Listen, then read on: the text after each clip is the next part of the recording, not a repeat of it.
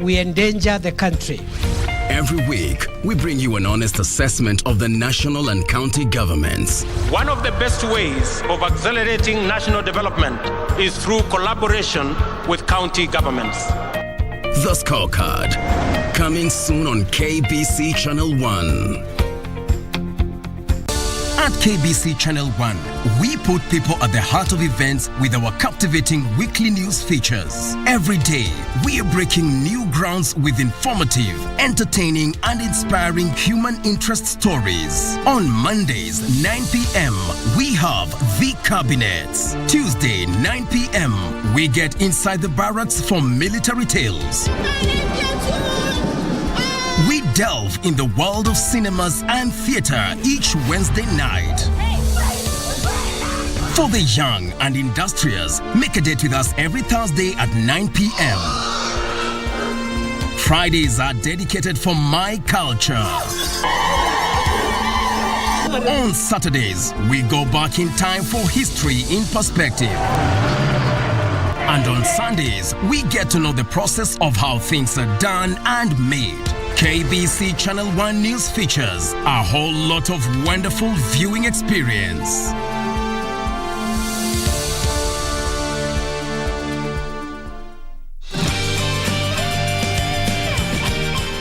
Watching a movie with you is meaningful. Jenny Lee. It's a new one. The same name as you. Yeah, it's my name. Wait. Jenny? Yeah? Your name is in the magazine? That you have a mortal and two Jennies. What will you do? I have no idea. What should I do now? Telling the truth right now is not the smartest decision. When faced with choices, you really should wait at least 2 more months. After you tell him, there's no turning back. You have to think it through. Huh? Clearly it's time to tell the truth. God is telling me to do it now. Morning, Mr. Bai. What did you just say? Kupata maisha kama sikiza tune yako, bonyeza star 811 star 816 hash.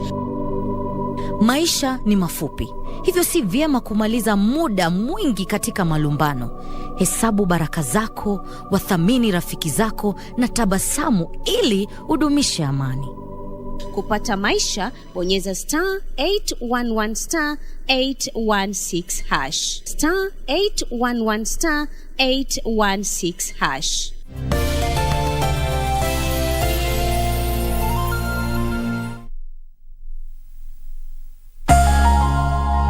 Coffee in Ethiopia is so related. Some people say it's a way of showing love to one another. While I was growing up too, we see coffee as socializing between neighbors, living in a neighborhood. They gather around coffee to have a cup of coffee. Usually they don't have 1 cup, they have 3 cups. Ethiopia and coffee are intertwined. The country prides itself as being the birthplace of coffee, roughly discovered in the 9th century. The coffee origin story strongly influenced the culture, traditions, and methods of how coffee is made throughout the country. There is a common legend which everybody knows about the goat herder who found out that his goats were acting differently from before. He was herding his goat in the Kaffa mountains, so he followed them what they were eating to be so active and so hyper. He found out that they were having reddish berries, and once they tasted that, they became so energetic and they jump around. At that time, there was a monastery nearby, so he went with the berry, tell them what happened. The abbot at first wasn't excited, so he threw it in the fire. They roasted it unintentionally. He saw the aroma of the smell of the coffee. He had to try it. So they washed it, and so they tried it. That's why we started the coffee. Originally, it's traditional coffee in Ethiopia. Now things started changing. We go to machine coffee. I think now I prefer machine coffee than traditional coffee. I think because it comes fast. Traditional coffee needs processing. It needs minimum of 1 hour, 1.5 hours. When you come to machine coffee, you do it in 15 minutes. When they prepare the coffee traditionally, they have the small pots, the small glasses. These are called sini, and it's like pretty much a traditional cup that is used in Ethiopia when having coffee ceremony or drinking coffee. We have popcorn, which is also a popular snack while having the ceremony. This is called tar, which is grass. And when you're having a grand celebration like this, you have it all over your house and it just brightens it up. And this is ambasha. It's a type of bread that is made in Ethiopia. It's really good. It's also another popular snack. And this is buna, which is coffee. I'm roasting it right now. The next few steps entail manually grinding the coffee and then scooping the grinded coffee into a clay pot called a jabena. The whole process takes a few hours to complete, leaving plenty of time to socialize. Once done, 3 rounds of coffee is distributed to each guest. They drink the first cup, called abol. It's very strong. It has a lot of ground coffee. And the second, they put water in it. It's called tona. And they put water. For the first time, it's called baraka. That's how we came for the dark roast, medium roast, light roast. The first shop of coffee shops was open in Italy. They came up with the machines. They brought it to Addis. We are the source of coffee. There is demand of coffee. We can now serve forever in the pots in the traditional way. Yes, it's good. We have to find a quicker way. And here we are. Established in 1953, this coffee shop is part of the first coffee roasting company in Ethiopia.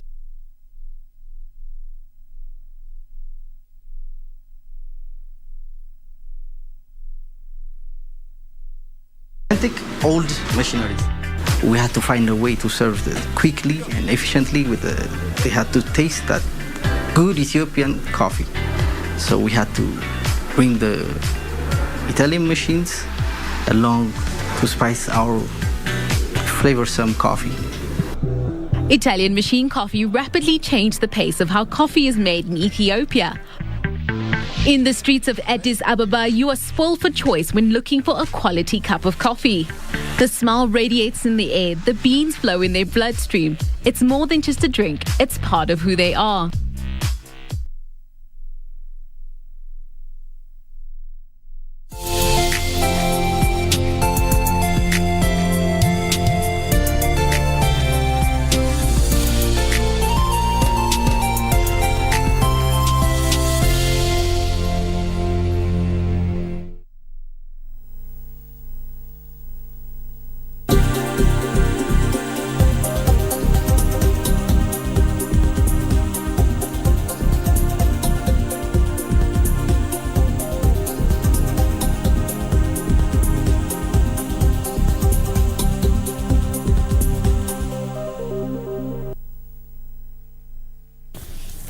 It's a week past the month of March, that is 7th March 2023. Good morning. This is the Great KBC and this is News Check, a program earmarked to ensure that we keep you afloat with all the latest happening around you. And talking about what is happening around us as a country, a lot is definitely happening. News currently in or just in is that former CS, Interior CS, Dr. Fred Matiang'i is currently at the DCI headquarters along Kiambu Road, and I can tell you the road is jam-packed. He is expected to file a report in regards to what transpired in his place. He has been out of country, and today a lot of media houses are there to keep tabs with what is currently happening with the former CS. And that is not the only thing that is happening in the country. In the next couple of hours, we will be, as the whole world now, celebrating the International Women's Day. But away from that, that will be forming basis of what we'll be discussing in our second hour. And of course, with the theme of Digit All, we have a lot to talk about when it comes to women issues. That is in the second hour, but on this first hour, of course, we are also looking at the politics of the day. I'm quite sure that politics trending in many parts of the country right now is the announcement by the Secretary General, the newly appointed Secretary General of the United Democratic Alliance, that is the UDA party, who talked about having all parties fold up to form a one cohesive, formidable UDA party. Of course, it has ruffled up some feathers. We'll be looking at that. There's a lot that we'll be discussing here, but allow me, first of all, to bring in my experts this morning. And beginning with my immediate left, we have Mr. Thomas Nduku. Thomas Nduku himself is a governance and policy expert and also a security expert. He'll be telling us all about the exercise that is continuing in 5 or 6 counties that were declared disturbed by the government. That exercise is currently underway. We will be dissecting to see how things are transpiring there. And just next to him, we have our very own Kenya Broadcasting Corporation senior political editor, who is John Jacob Kuria. Kuria, good morning, my brother. Good morning, how are you doing? I'm fine. I'm not used to being on this side.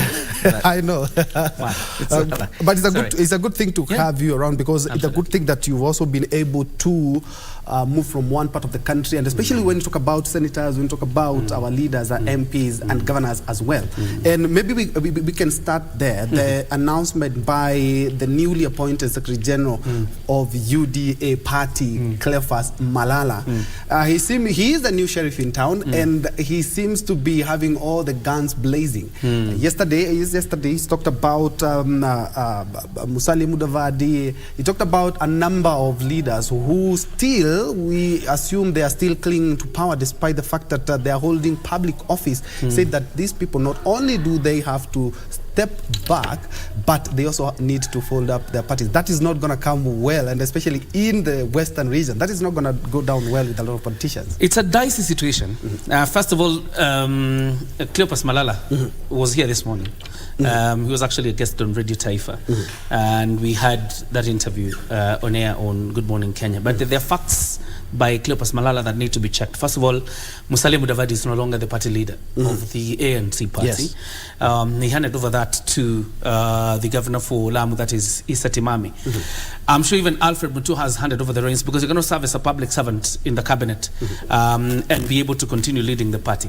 What I am sure about is that Wetangula is still the party leader of the Ford Kenya party, because you saw him in Bungoma campaign vigorously for his candidate in the senatorial by-election that was held in Bungoma, and Ford Kenya carried the day. So it's quite a dicey situation. But then again, the fact that they are not party leaders, I'm talking about Musalia Mudavadi, Alfred Mutua, and Amason Jeffa Kingi, the Speaker of the Senate. The fact that they are not party leaders doesn't mean that they have lost links with that party. In fact, I would just say the people who are installed there are figureheads. The political party leaders of those parties are actually the likes of Musalia Mudavadi, Alfred Mutua, and Governor or Senator Kingi.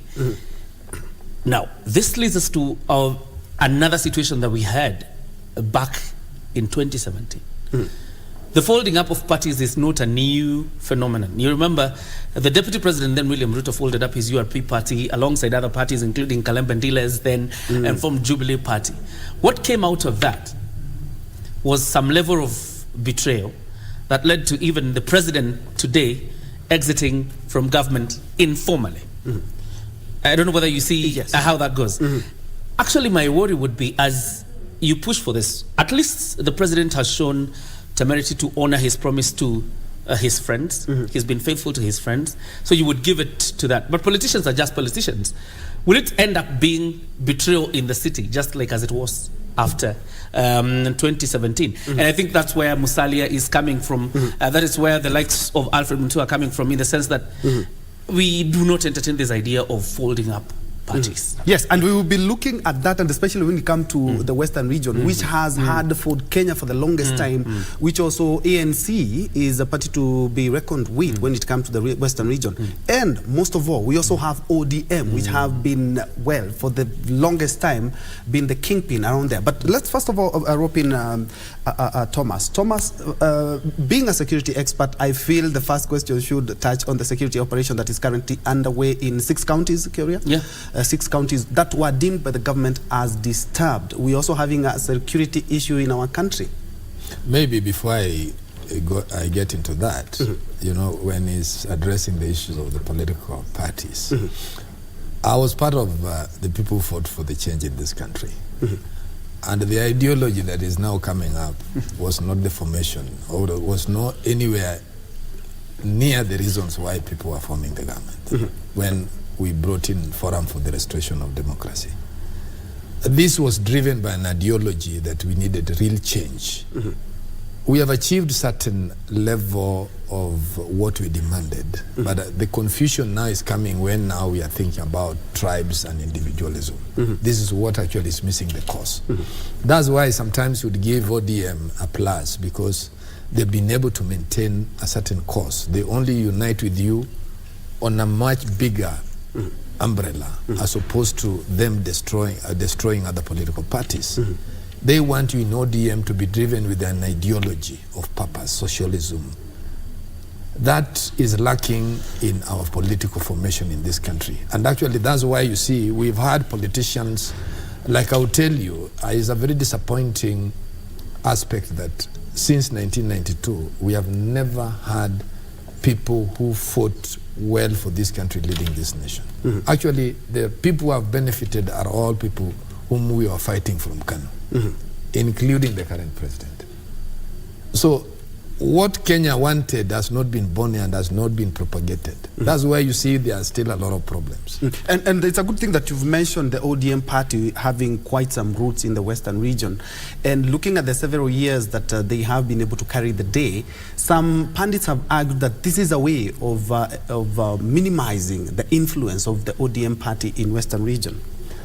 I don't think that would really count, because I remember when we were in Fort Kenya, KANU had done very well in almost 4 counties, except Bungoma. And if you look at the members of parliament that Fort Kenya had, compared to members of parliament who came from these other counties, you could not actually measure the two in terms of argument, in terms of deliverance, in terms of performance, in terms of knowledge. So this one matters a lot. You see, even the ODM, the circles that are, if you compare the MPs Jaramogi had, 31 MPs, and you remember during that time is when a lot of pressure, a lot of change came in. And I remember Ngilu had also members of parliament who were social democrats. And we had Matiba. And I can tell you, Kibaki was also having 28 members of parliament. During that time is when opposition was opposition, because matters which were discussed in the House were driven by ideologies, change which were meaningful. There was no sycophancy. People could take a step. And that's why people like Kirwa became heroes, because they had the ground where they could speak. They could talk about the farmers. You see, this kind of scenario is now getting lost. These people are well paid, but they are not working. If you look at somebody, like the other day, people were arguing about a CDF management. We are forgetting that what is in our principle. When we founded this nation, we said that we'll improve education, we'll do away with, we'll improve health, we'll build into food production. What has happened? We've been going around. The late Kibaki had set a very good move. And he had said that, now I want free education. We look on how to manage it. We tried with the CDF. We have never gone back to look at the problems within CDF. Because these coffers, which governor has a bursary, the presidential bursary, MP's bursary, the county bursary, is mixed up in the sense that one family can benefit in all those 4 bursaries. This is not cross-checked. All right. Yes, curious, still on the same. The influence of certain parties in some regions, they are more or less, let's just be very honest, they're just taken as regional parties. And a practical example, folding up a party like Ford Kenya, not only will not go down well with a lot of leaders in the Western region, but also will not go down well with a lot of Kenyans as well. You actually and you remember, and mostly this happens in Mount Kenya, where we were talking about the 3-piece suits. Then we came and decided, we can do a mismatch, where you can find a governor of ODM and a senator of UDA. But now, from what we are headed to, it would seem that it would be the 3-piece suit which will not go down well with even democracy. I mean, I understand the push by Cleopas Malala to consolidate the UDA party and give it a national outlook, even in terms of membership. And I think you saw what he was doing in Kisumu this weekend. But there are two things that you must look at critically. And from where I sit as a political reporter, look at the gains that President William Ruto was able to make in the last election. Never forget that he will definitely be seeking a second term. Kenya Kwanza swept almost the entire Bungoma County, courtesy of the Ford Kenya Party. In fact, I think from Bungoma, the only UDA member of parliament is the Mumias West member of parliament. That is Dan Wanyama. He's the only UDA member of parliament from that county, if I'm not wrong. So again, you look at the ANC party. In fact, Cleopas Malala was a candidate in the last election, running on an ANC ticket in Kakamega. Why didn't he run with a UDA ticket in that region? You see, that's the question to ask yourself. You were a candidate in the Kenya Kwanza administration, or the Kenya Kwanza coalition. There were several parties available. Why did he choose to run on an ANC ticket and not a UDA ticket, for example? Not run on a Ford Kenya ticket? Because all politics is local. When all is said and done, and I agree with Thomas completely about parties having a national outlook, but this is the reality we're dealing with, that parties have now been localized. Every politics is local. And I can assure you, Bungoma has stuck with Ford Kenya for quite some time. Actually, Moses Wetangula has been elected on a Ford Kenya ticket all this time that you've seen, other than, of course, when he was elected on a Kanu ticket before. But through these other times he's been elected on a Ford Kenya ticket, tells you that the bastion of support for Ford Kenya is Bungoma. So if you tell them to fold up that party, it will have some doubt. Who would want to lose their bargaining power by folding up their party? Why is Alfred Mutua today the Cabinet Secretary for Foreign Affairs? Despite joining the Kenya Kwanza coalition late. Why is Kingi the Senate Speaker today, despite joining the Kenya Kwanza coalition late? It is because he came with a party, he used it as a bargaining chip. You're telling somebody to surrender their lifeline, so that they join what you call a national party. I'm sure the idea may sail through finally if the president presses on it, because he's quite convincing on his peers.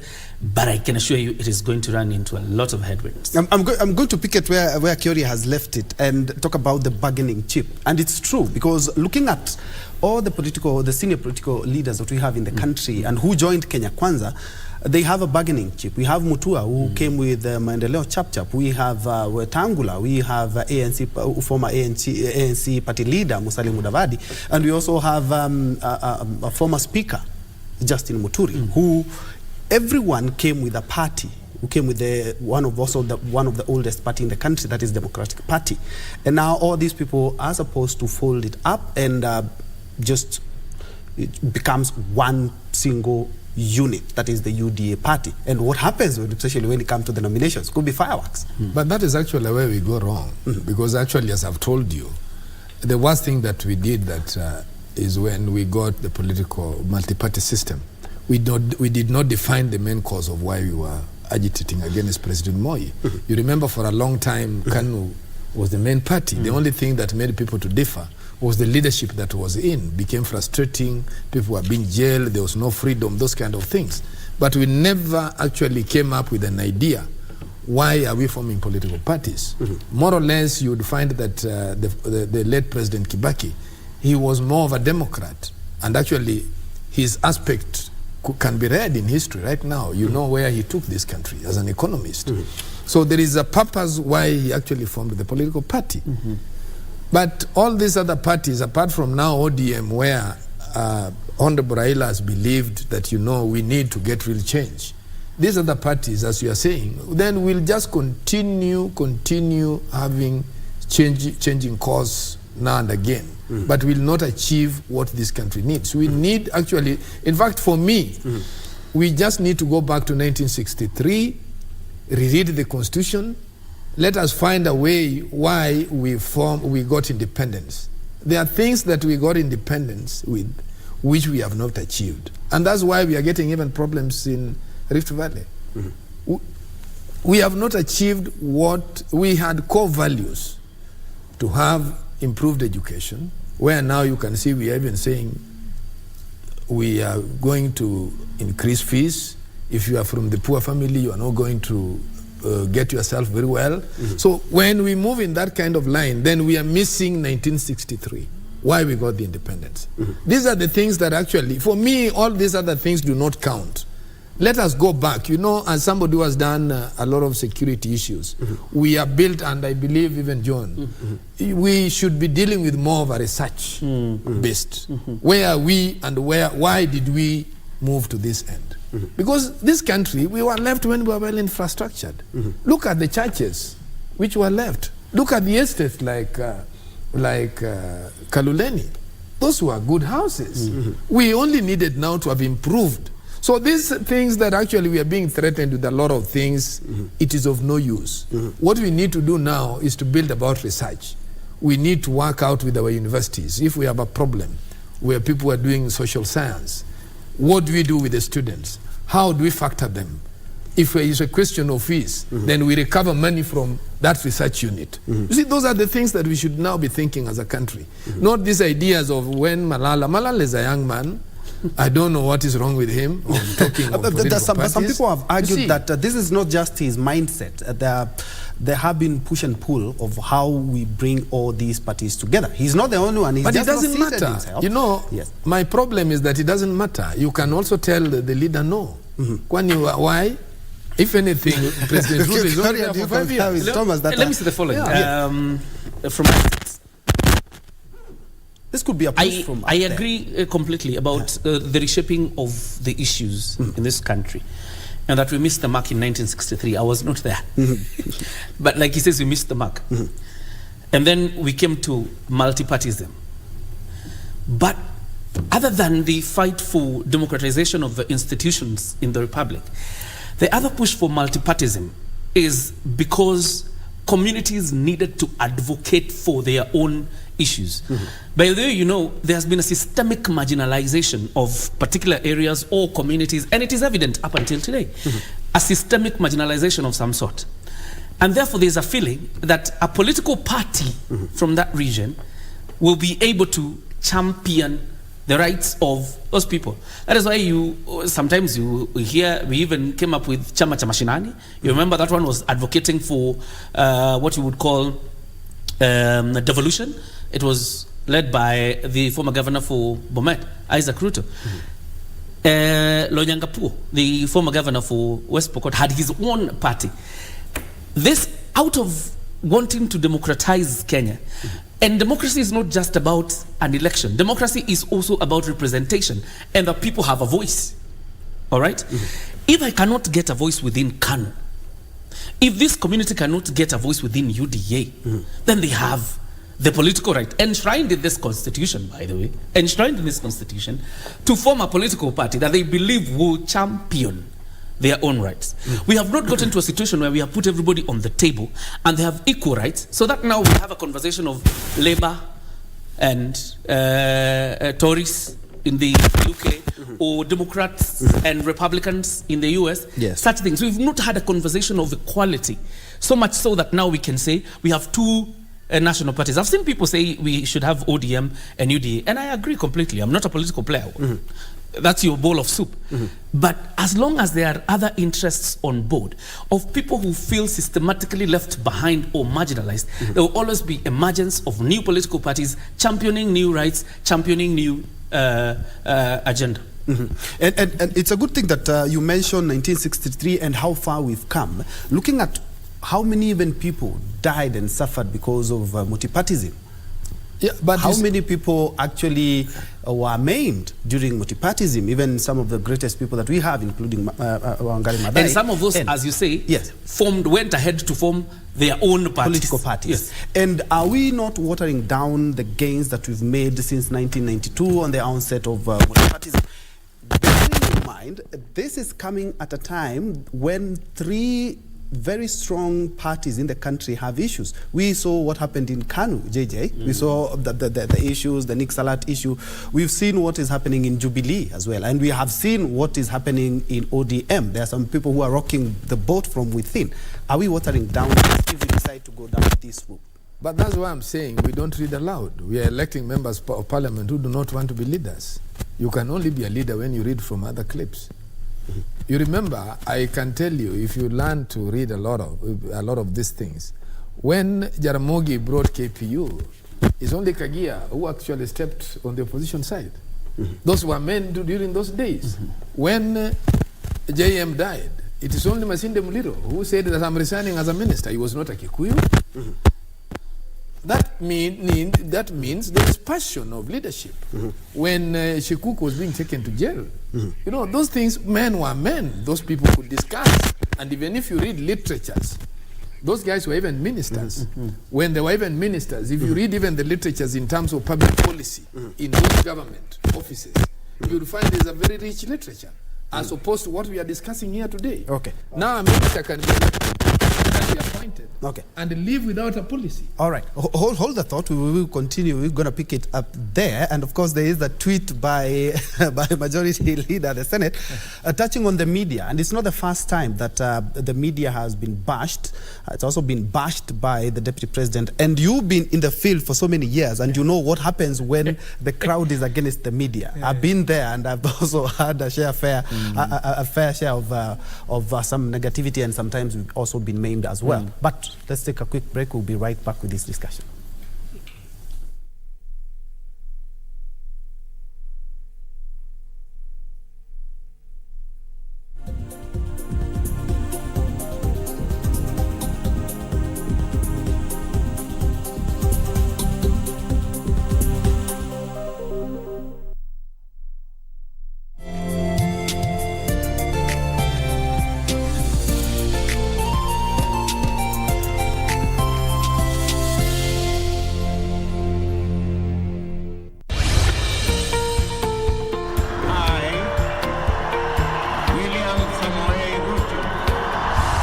After the dust settled on rigorous campaigns, Kenyans are waiting for elected leaders to deliver on their pledges. To have clean, accessible drinking water across the county. The hustle of everyday Kenyans is encouraged and rewarded. Operationalizing Kerugoya Level 5 Hospital. A functioning school feeding program. But how have the leaders performed so far? The percentage of AIDS in 2021 were more than those ones in 2022. We will not politicize security, because if we do so, we endanger the country. Every week, we bring you an honest assessment of the national and county governments. One of the best ways of accelerating national development is through collaboration with county governments. The Scorecard, coming soon on KBC Channel 1.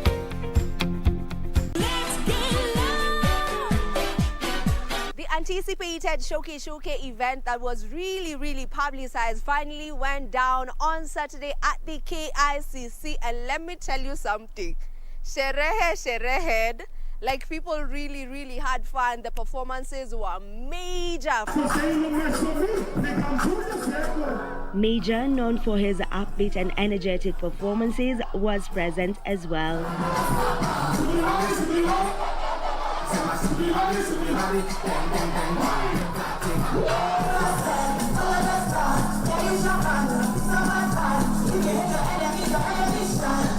India is a country with a rich cultural heritage, and its diversity is reflected in its various forms of art, cuisine, and fashion. Rono is on a spree. She is calling out everyone that she feels has ever stepped on her or is stepping on her at the moment. Well, I have never really said anything about kuachana na Nadia. You guys just, made things up. Hawajaachana, wako pamoja. So guys, wacheni kuforce divorce zenye haziko. Stamina did something with Bushoke inaitwa Machozi. This is the track. Naomba usikate simu, taratibu utanijua. Nampigia mke wangu na unapokea simu, ila najua umelala naye, sorry na kukata stimu. Na unanijua, na unajua sini wazazi. Naumia kuona wanangu wanalala na dada wa kazi, na usiulize nambako nimeitoa wapi, naomba usikize mimi nimewe.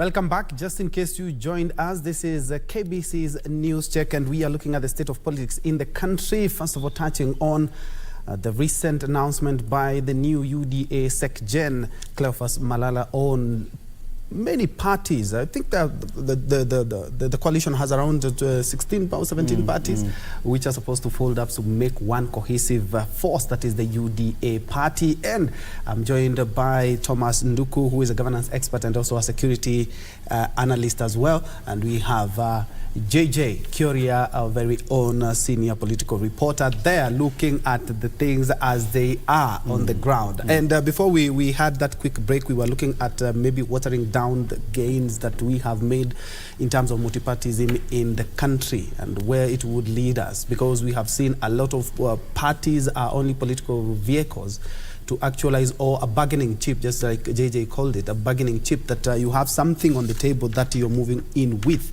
But unfortunately, if at all this is adopted, then it is raising a lot of eyebrows, and we could be maybe growing the gains that we've made in actualizing multipartyism in the country. I think that one is coming about because on the manner we conduct our preliminaries. You see, of parliament, they come in with their money and they are elected. If you go on with other countries like Tanzania, where you get the Chama cha Mapinduzi, is a party that you have to grow in it. And you see, if you want to be, if you are a president, you are being seen 5 years or 10 years before. If you go to South Africa, ANC is in the same nature. But here, you can find that I'm defecting today, tomorrow I'm being welcomed the other party. So this actually make us to miss the prospect on how this country should be led. That is where we are failing. These are the things we can actually argue. We'll have bad leaders, we'll have good leaders, we'll have bad leaders, we'll have good leaders. Those ones will be there. But let us actually have a formation that can be seen to bring people together in the near future. The downside, 1 minute, Yes. the downside of the multiple political parties is obviously what he's saying, party hopping and stuff like that. But let me tell you the biggest advantage of it. Look at what has just happened in Nigeria. Courtesy of many parties, Peter Obi has gotten an opportunity to make a mark in the election in Nigeria. If it was left to APC and PDP, by the way, Peter Obi left PDP because there was no breathing space within PDP. There was no way he was going to become the presidential candidate for PDP as long as Atiku Abubakar was in the contest.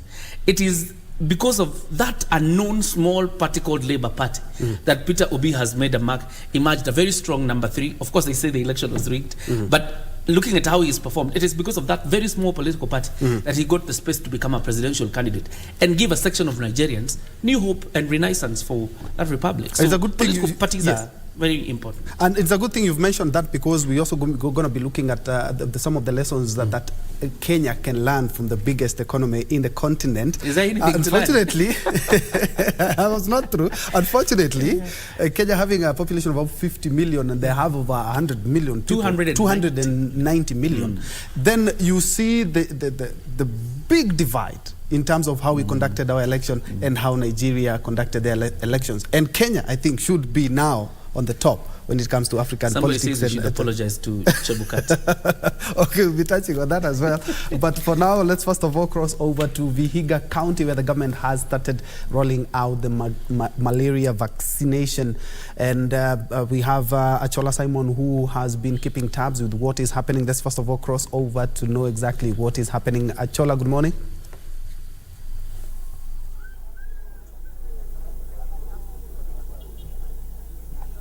Thank you very much. In 2019, the government, with the help of the World Health Organization, rolled out a pilot program in this part of the country that targeted 26 sub-counties in parts of Nyanza and western part of the country. And this was specifically for the counties that are ravaged by malaria. And of course, the issues that they wanted to address was the issue of high mortality rate and of course access to vaccine and and just to ensure that indeed the changing dynamics of malaria across the globe, they can actually handle it, especially in the endemic areas in this part of the country. We are told that the pilot program has actually been very successful, and on the recommendation of the World Health Organization, of course, again, the government, with the help of the World Health Organization, is again rolling out an escalated program that will see a further 25 sub-counties mopped up with the initial 26 to make them 51 in this particular region. So then, of course, the government can actually continue the efforts that is actually been putting in place in terms of ensuring that they fight malaria in this particular part of the country. So then, to put us into perspective of exactly the efforts that are actually being put in place at the very basic level, which is the grassroots level, to understand the efforts that the government is actually putting in place to ensure that they actually fight malaria and actually bring down mortality rates and any deaths related to malaria. We have the Vihiga County Health Promotion Coordinator, who will actually be telling us exactly what they're doing in this particular county. First and foremost, kindly introduce yourself. I'm Evelyn Mwango. I'm a health promotion officer. I coordinate health promotion in this county. Today we are here because of launch of malaria vaccine. In Vihiga County, the first launch when it happened in Homa Bay, we managed to start off malaria vaccine to 3 sub-counties. That is the Muhaya, Luanda, and Vihiga sub-county. Fantastic, Evelyn. Before we continue, of course, you said the sub-counties that are actually dealing with in Vihiga County. Give us the situation that was in Vihiga County, of course, before the launch of this particular program, and why, of course, the government or the powers that be decided on the 3 sub-counties that are actually chosen to be part of this particular pilot project. Okay, before the rollout, malaria in Vihiga County is a challenge, and there was a lot of cases of malaria, especially for the under 5 years old. So when the malaria vaccine was rolled out, it was because of they were selected, and the CEC for Migori County, it was a random selection. So in Vihiga, we were lucky to start with 3 sub-counties. That is Luanda, Emuhaya, and Vihiga sub-county. That is why they started. But now we are rolling down to Hamisi sub-county and Sabatia sub-county. In total, that will be 5. Some of the issues that have actually been experienced during the years that are since 2019 up until to date, when you were doing the pilot program, was the issue of uptake of vaccination. Kindly let us know what the uptake has been in this particular county and some of the teething challenges that continue to rear their head. Thank you. Malaria vaccine was very much welcomed. Before there, children used to be admitted very much at the hospital facilities. But since the introduction of malaria vaccine, there's reduction of hospital admission for the young children. And since malaria vaccine, it has reduced malaria cases in hospitals. And the uptake has been welcomed because malaria vaccine, people were yearning, and they say that it will reduce malaria cases in the community. So the cases in the 3 sub-counties, malaria reduction has gone down, and the uptake is very good, especially at 6 months, at 7 months, and even at 9 months. And someone has just whispered to me that the 6 months, the 9 months, it's okay. Yes. However, the last dose that someone is supposed to take, that is where the officers actually having challenges. How then do we surmount these challenges? Okay, yes, we agree that there is challenge for the caregivers to bring the children to the health facilities at 2 years. They tend maybe to forget, but we have the CHVs at ground level, at village level. It is lucky in our county, Vihiga County, it is covered by CHVs 100%, whereby they go and refer those clients, those mothers who don't have them, who have not come for the fourth dose, that is at 2 years, so that they can come to the health facilities. Yes, we agree there's a challenge, and we have set aside goals and strategies so that we can meet the last dose, that is the second at 2 years, so that all the children can receive the fourth dose at 2 years. Fantastic. The vaccine is just one of the interventions that are actually being put in place. The health officers have actually been going out and saying that much as you are actually going for the vaccine, there are other interventions that must be accompanied with. So what are some of these interventions, and are people actually still taking them, or once they take the vaccine, then they tend to forget about other interventions? This vaccine is an added tool to the other interventions. The other interventions include sleeping under a treated mosquito net every season, every night. That intervention is ongoing, and people are also reminded on despite of this vaccine, they need to continue sleeping under a treated mosquito net every night, every season. Another intervention is, it doesn't mean that when you have the vaccine, the baby or somebody cannot be attacked by malaria.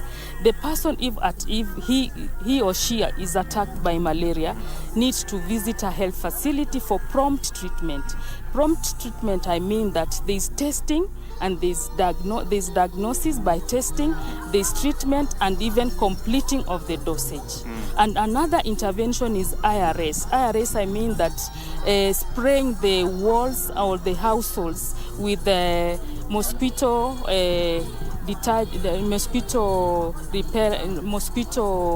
chemicals, whereby they will kill the adult mosquitoes. Those are other interventions that we have, and we are also stressing people to continue using beside the malaria vaccine. Evelyn, in conclusion, we cannot fail to talk about the myths and misconceptions that come with vaccinations, and especially malaria vaccines, because in the villages, of course, once, as is the case with all vaccines, when the government is rolling out vaccines, there's a small group that will always come up with myths and misconceptions.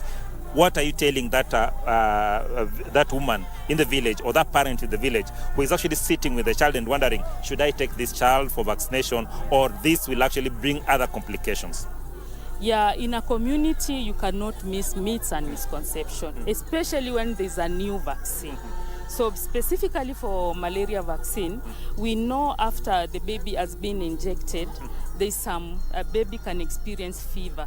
But we need to tell the community that the fever it's showing that the vaccine is working in the body. So beside that, we normally tell them this vaccine is safe for the children. And they can see how initially the vaccine, the malaria used to even bring death to the young people, to the young children, even to adults. So to encounter the myths, we have to tell the community the facts about malaria and even about malaria vaccine. But the vaccine remains safe for the child? The vaccine is safe. For the last 3 years since the vaccine was introduced in Kenya, that is in the lake endemic region,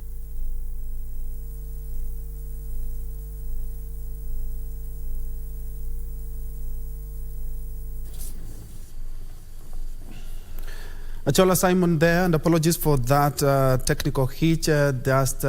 Achola Simon there in Vihiga County. Of course, the government through the Ministry of Health has rolled out a vaccination program and has started with Western Kenya, and Vihiga, to be precise, is one of those counties that are benefiting from there. And you can hear from what the county official is talking about. They want to ensure that we are done completely with mosquito in a region that we know very well the mosquito preference is quite high. Just in case you joined us, this is News Check, and we are looking at the state of politics in the country, joined by Thomas Nduku there and my colleague JJ Kyoria. And because of the interest of time, Kyoria, I'll come with this question because this is something that is quite forming news on social media in terms of the media awareness, and it has formed quite a large bulk in terms of the newspapers today. the sentiments by Senate Majority Leader, which did not go down well in terms of the media houses and media fraternity, talking about two institutions that are quite powerful, in a tweet that the president needs to crush. That is the exact word that he used. The president needs to crush. That is the Kenyan banks and the Kenyan media. And this is not the first time that he is a very senior politician, if you ask me, and a lieutenant of the president.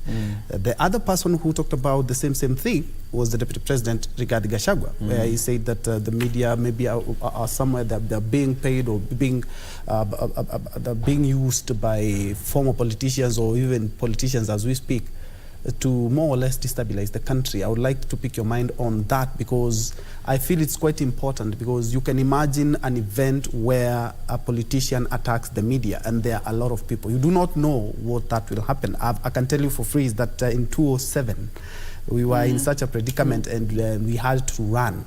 And this is something that can water down the gains that the Kenya media has done or has been with in the last couple of years.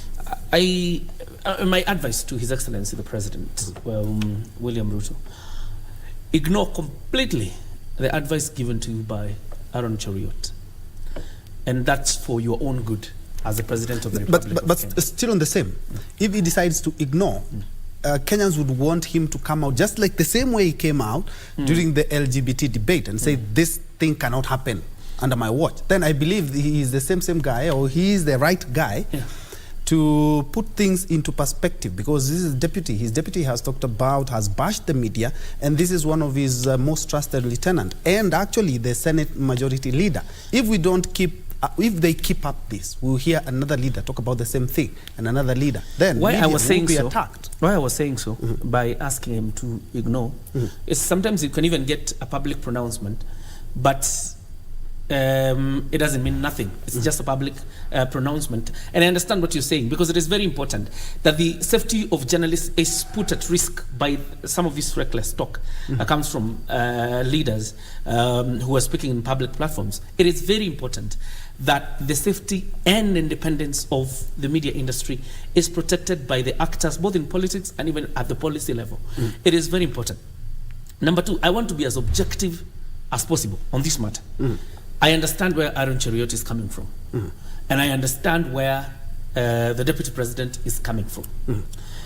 If in retrospective we look at ourselves as media, there have been some misdeeds of some sort. And you remember, there's no time that the media has been indicted as the last elections. The media was indicted. In fact, yesterday, the regulator, the Media Council, indicted the media once more over the Matiang'i saga, because you know what happened that particular night, and then there's nobody who has a clip showing any evidence of the alleged raid. So I would say this, as colleagues, let's take personal responsibility. Let's also take collective responsibility in terms of how we discharge our duties. It is very important. Number two, for the policymakers, the legislators, and so, the media is not operating to massage your ego. The media has a primary duty to inform Kenyans what is happening. It may not be good to you, it may not taste good to you, but that's generally our job. No hard feelings. Siko ubaya, you know, there are no hard feelings. And we have to relate in that form to understand that for me, for the voter in Kericho to understand what Aaron Cheruiyot is doing in the Senate, it takes the media for the voter in Kericho to know that. And what Senator Cheruiyot is doing, whether good or bad in the Senate, it will be reported by us. And there are no hard feelings. So we need to separate, let there be boundaries. Do your job, let us do It's a ours. two-edged sword. Yeah, and do yours with responsibility. We promise we will also do ours with responsibility. But also, Ben Troy, I repeat again, the media also needs to call itself to order. All right. As well said. Unfortunately, we are running out of time, but I would like to also pick your mind on the same. This is quite a little bit different, because that is a tweet that he sent, and of course the trade CS, Moses Kuria, did send a tweet that also brought about issues that could have degenerated into a diplomatic tiff. When he talked about the China Square, now at least they have been able to come to an understanding, and now everything seems to be calm as the shop did open yesterday. So, looking at what our leaders are talking about, and even our CSs, anything that they say could be interpreted either to be hostile or not, because the Moses Kuria case, it's something that also had to involve China, the country, and also Kenya, the country. Other than China, the business, and the Kenya business, it also roped in the two countries. Well, I would say that it is very disappointing that sometimes you would want to draw yourself on self-ego aspect, because since 202 actually, if you look at the people who have been in the media who are now serving in this government, there are so many, and I think they have been chosen on merit. And if you look at even the former CS for Health, he had one of you. If you go to the High Court, you people are there. The other day, the Office of the President has picked one of you. So I don't think you are wrong in any way. I think you are the ones who wants to engage with the non-issues. I would want to dismiss that not as any basis that should drag the media. Those are things that they know they cannot do. If anything, this space that we have today has been created by the media. In fact, if you guys were not there, for us who went to political multipartyism in 1992, we know the consequences where the media is not there, how people are being treated. And for that reason, the gains of the media cannot be matched with the self-ego contestation. I think that's a basis that we need not even to debate about it. They will mature up. They will learn to live with you. Sometimes just live. When you see politicians talking, they are not talking to address you. They are addressing the population that they are seeing. So sometimes when you engage them, you know, you open up issues that are non-issues for the media. If anything, you've really helped this country. And actually the media has created a space where even now experts are coming in. People are helping this country to move forward.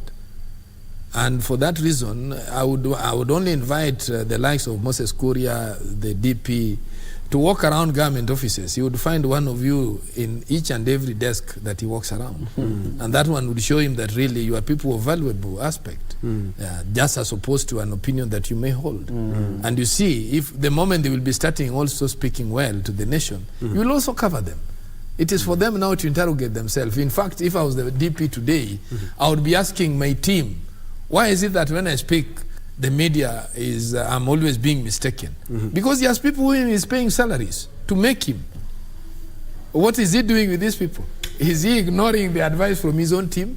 Because he has got experts who are being paid by taxpayers' money.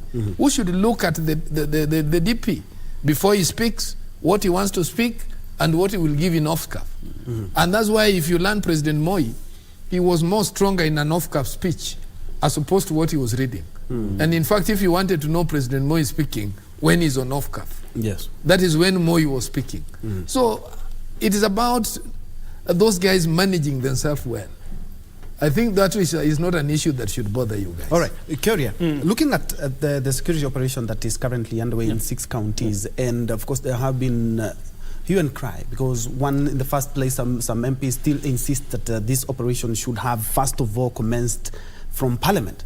We have approached it the wrong way. And others have talked about, yes, we really need to do this now. But there have been claims that some community, name withheld, are being allowed to still continue holding guns while others are surrendering. These are some of the issues that we also saw when we had the Mount Elgon, where there was a lot of issues of discrimination, and other people talking about the way that these security agencies are carrying themselves is not in a humane way. I would like you to comment on that, because there's some things that have risen from that operation.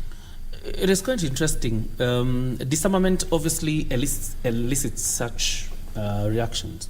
It is not the first. If you ask, I know the community you are talking about, and it's leaders who are saying, we are being disarmed, these other ones are being left with guns. If you ask this other community that is being said to have guns, it says we are being disarmed, these other ones are being left with guns. The problem we have in the north of Kenya is a security challenge completely. and that has a lot of politics fueling it. 2 weeks ago, if I'm not wrong, I had 2 members of parliament from those warring communities. Were it not for the respect of being members of parliament, they almost squared it out on my set. Trading accusations against each other. Oh, you do not have peace. You are there with your neighbors, and this other one tells them, even you don't have peace with your neighbors. And it's just, I got to ask them at some point, when do you get time to go to your constituents and tell them the need for peaceful coexistence? Because if you know the challenges that are there, I don't know, it's about pasture, it's about what. If you know those challenges, why don't you go and talk to your people collectively together? And none of them left there having given me a solution. Because I have a feeling like this instability in the north benefits some people. That's a feeling that I have. It benefits some people. That it is in their interest that that place is not stable. And so, the politics of that region will always be dominated by those accusations. We are being disarmed, these ones, others are not being disarmed. And we're not saying that it is not a serious security situation. It is a serious security situation. It actually gives the Republic of Kenya a blot. The fact that you have one region that is unstable for years and years.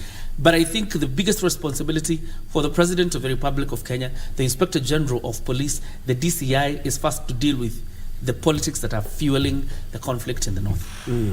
And you are a security expert, Thomas. Yes. And when we began this conversation, or before we even began the show, you said that yes, indeed, it's a noble cause, but the way we have approached it is a little bit wanting. And you said it is an operation that has to bear fruits, because it will not have good optics when we have such an enormous, a multi-security agency there for maybe weeks or months to come, and then this does not yield fruits. I think we tend to listen to politicians so much in this country to the extent that we always miss the target.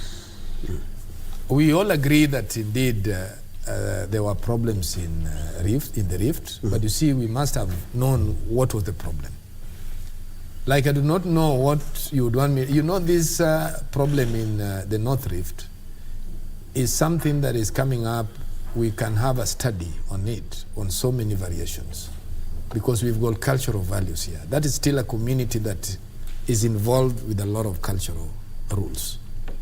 And they respect in their manner on the way they have been living. They've had previous members of parliament before, but you see, with the county governance, they've come to realize that indeed, why are we poor?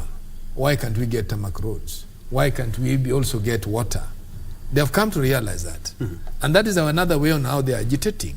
The only thing that I think the president, if the president was with a good team, the president actually ought to have called these members of parliament and identify why this is happening. And if it's about water, because they are very petty issues, that you see, water is the problem. The cows on this side cannot cross over to another region. So why can't we drill water? You understand? Why can't sorry to cut you. I don't know, you talk about leaders, and I agree with him, the need for the president to sit down with leaders. But amongst those leaders, I don't know whether you've seen the leaders accusing one of them, we won't mention their name, accusing one of them of actually being behind the insecurity. That is okay. You see, that is now where I was coming to. That is very okay, because the police needs to investigate the issue. Because you see, the whole issue here is that 300 heads of cattle have been taken away. Where did they go? They are not in Sudan, they are not in Ethiopia, they are not in any region. It means they have been going somewhere. And how have we managed a trade of animals in this country? Those are now things that are technical, which the government needs to sit down. The president needs to sit down with respective officers, the county commissioners. Why is it that cattle are getting lost and we cannot recover them? He's the one, that officer should be able to tell him, my problem is this MP who actually transports these cows to Dagoretti, they are slaughtered. I can tell you a case that I did. There was a Somali who lost cattle in Ukambani, about over 60. So we investigated the issue. when his target was Dagoretti, do you know where the animals were slaughtered? Somewhere down in Moranga and transported. You understand? They were waiting for them here. Then they were waiting in Dagoretti. When we conducted the investigation, we found that the slaughterhouse was in Moranga, and they were transported here. So what the security needs to do is to improve how are meats which are being sold in Nairobi getting into Nairobi? Are they really being slaughtered in Dagoretti, or they are being transported somewhere and brought in Nairobi? Measures are the ones which we should be discussing. We cannot overreact, and that's why I'm telling you, when it comes to security issue, the Kenya Army are only designated to maintain our borders, those enemies who can attack us in the country. And that's why I'm saying the approach could have been wrong. The intelligence needed to have gone there. We have a lot of educated NSIS and the military intelligence. Those are guys who, when they come in with a report, they will never lie, because they are never malicious. They are not like CID officer or any ordinary police officer. Them, they will never lie. And they collect information because they have even money which we do not audit. They are supposed to safeguard this nation. Where there is an element of survey, they have a surveyor who has been employed in that department. And you've mentioned that they need to do the investigations and everything. Kerry, I'm quite sure you've been at the DCI investigating for an officer who was being investigated because of maybe some skirmishes. And we've seen this year. I think it's one or two MPs who have recorded a statement in regards to the same thing. This is not something that has started this year. It is not. It is not. But unfortunately, we don't get anything after that. I don't know. We only say, and the DCI say that leaders are fueling, but they are not actually saying that who are the leaders who are fueling this. I don't know whether you remember a former member of parliament for Laikipia North. His name was Lemprukela. Yes. He's been through the motions of that. How that case went is a matter for another day. And some of these people, I tend also to believe that other than them doing so, they enjoy a form of high power political protection. That is correct. All right? So much so that if you're politically correct, you can go ahead and do whatever you want. There lies the problem. The Kenyans are suffering. Actually, the buck stops with the president. A lot. So where does and the buck now stops with the president of the Republic of Kenya. And the way he's insistent, because he said it. You know, there's a day he tweeted and said, Ukora itaisha North Rift, mpende msipende. Yeah? And that is the forthrightness that Kenyans want to see him deal with the situation in North Rift, because it continues to be a blot. But also it must begin, and he will tell you as a security expert, the proliferation of arms, because our borders are very porous, particularly on that end of the north. Our borders are very porous. It is something that we must address basically, because some of these guns you hear, where do they come from? That's the other big question. Where do indeed, and Kenya only makes a few firearms for the and the firearms forces. we have are for security forces. Yes. Yeah. Unapata mtu na bunduki kubwa sana pande ile. M16. Yeah, where does it come from? Yeah. But you see, that is where we went wrong, because we are the ones who allowed these communities to arm themselves. It means we are not safeguarding our borders. You see, that's why I'm saying the approach is poor. The approach is just wrong. Totally, I can tell you. Yeah, because actually, even right who now, has been there for more than 70 years, and he has been having his firearm for what, like 30 years? Yes. And you're not telling him that he needs to surrender that arm, and he has his own cattle that he uses that firearm to secure himself. I'm quite sure that will also bring issues. Leave alone even that, because right now, because the first aspect would have been, you go there, first of all, we would have known how many guns are within that region, officially owned. You zone the area? Yes, you zone it first of all.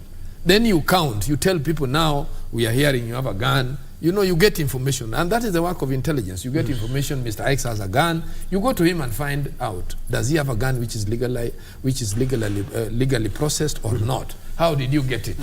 You know, he would tell you the lead. That's why, instead of wasting a lot of time, we should be conducting investigation, not breathing fire in newspapers. And again, you can't be talking to a community. Have you ever seen a Pokot? Have you visited one? Yes, I have. Then you will know that that's a man you cannot talk to anyhowly. He will also tell you that I can do it. That is not a man you approach with fire in a political rally. He will do it. All right. And that's why you see the minister has been going. The next minute, you hear gunshots. I remember we went there with there's a political rally in Kitale, and Nyanja was saying, today we have come here to show that you know we are with George Captain, and anybody who is joking will see. The next minute, everybody was running. Yeah, but they were attacked. Yes, everybody was running. Okay, actually, it's the same thing that we've had. We don't end up profiling that community. No, we are not profiling any community because there are a number of communities, and of course, we have 6 counties that have been earmarked. So actually, if I would advise, let us not make it so public, but I think the president needs to retreat. Let us relax it. Let's have the security intelligence on the ground. Let's find a way on how to improve their lives. I was thinking that the Kenya Army, the Kenya Army is well infrastructured. I was thinking by today they would have had roads being done. They were building schools. Okay, that's where I was coming. You see, that was us coming. Yeah. And looking at what they have said, yes, we are going to do the disarmament and we are going to make the area peaceful again. But that area is not opened yet. Don't have roads, don't have social amenities, you don't have the water, we don't have hospitals. You don't have hospitals. Yeah. You saw the CS talk about somebody who has taken a whole school and now more or less like his small kingdom. Yes. So opening up the area. Yeah, so those are the things that I was thinking that the government had a plan by the time they were saying we are coming. You see, not to deal with the people that we need your guns. That one could still be handled by elders. Those people understand the elders more than any other person. Even these MPs who are elected, if you talk to them, they will tell you they would have never been MPs if it was not for those elders. Those people still understand elders. And you see, they have kept their cultural values. JJ, have the last say in regards to the security operation that is currently underway. There was a very, I would call it intelligent proposal made by Kiborek. He's a member of parliament, I think Mogotio, a member of parliament for Mogotio. And he was suggesting that the rapid response unit that is stationed in Eldoret, that it is moved to the north, completely to the north. Why he was arguing so is because if they train from the north, they will understand, first of all, the terrain, and they're also able to get first-hand information about what is happening there. Much of the challenges you've seen and why we are losing police officers is because once they're taken there, they don't understand the terrain. These are people who have executed these heinous acts of banditry for years and years. So they know where to hide, how to, waylay these officers, and even how to hide and attack them, what we used to call forest style. So it is, I thought, probably that was a very intelligent proposal if it is followed through, so that the officers that are sent to deal with banditry in the north understand the terrain. So you don't have to get officers from, let's say, Murang'a or from Nairobi, a platoon that has just graduated, and then you take them to fight banditry in the north. And the proposal was, let's have officers who understand the terrain, move RRU to probably Turkana or where, and then they're able to understand the entire terrain and then be able to deal with banditry. And I thought, wow, that was probably one amongst the many solutions to the end of the insecurity in that part. Gentlemen, I want to give you your closing remarks, and of course the cost of living refuses to go away. The discussion is still rife, and the Azimio talked about, of course, consultative, they're calling them consultative forums, but they say they're gonna marshal their troops so that people can vent their frustrations in regards to the high cost of living.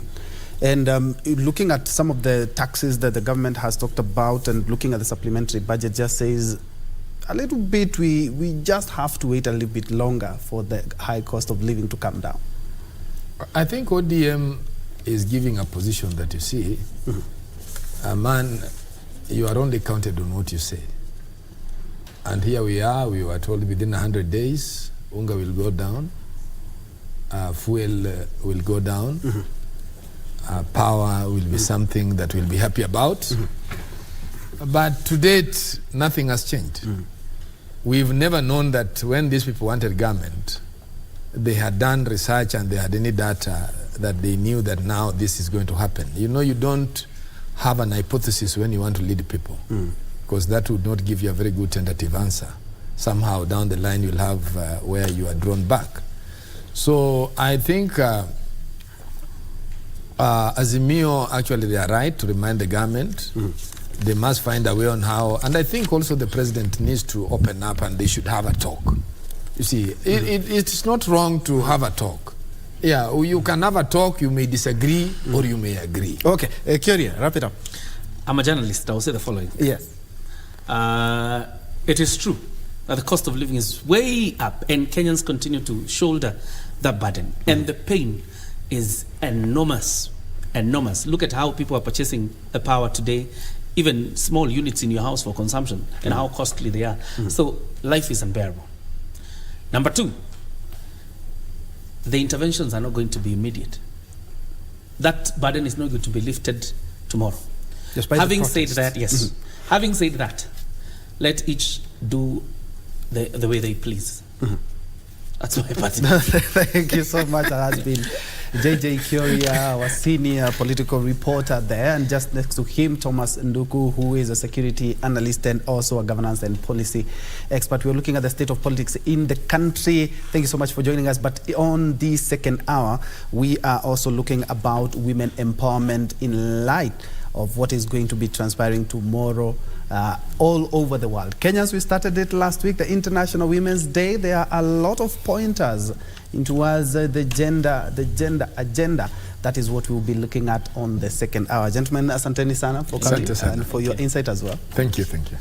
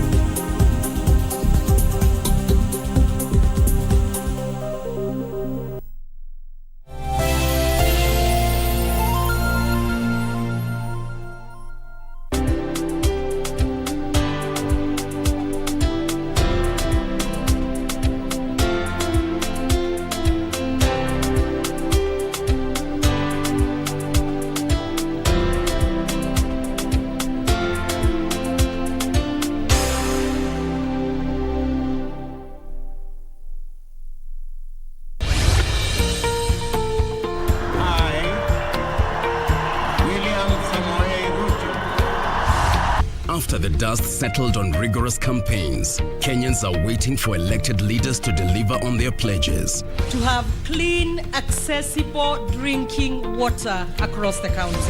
The hustle of everyday Kenyans is encouraged and rewarded. Operationalizing Kerogoya Level 5 Hospital. A functioning school feeding program. But how have the leaders performed so far? The percentage of AIDS in 2021 were more than those ones in 2022. We will not politicize security, because if we do so, we endanger the country. Every week, we bring you an honest assessment of the national and county governments. One of the best ways of accelerating national development is through collaboration with county governments.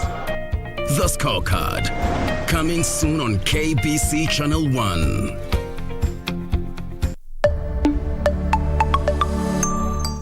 Manze aliniambia ati jana aliota na mimi. Kaya za bunuasi. Ukumbuki uko na therapy session leo? Hiyo ni afternoon. Kuna place nafaa kuwa sahihi. You don't abandon a child just because mistakes zimefanyika. Heaven knows you wouldn't be having a brother by now. Unaweza nsakia kakitu, mazemi nadai kujitoa. Suna zile biashara ingine ilivamiwa na masanse. Melissa, nimekuwa nikikutafuta. Sikai. Nimekuja tu kukuambia. Najua mwenye alikuwa baba yako.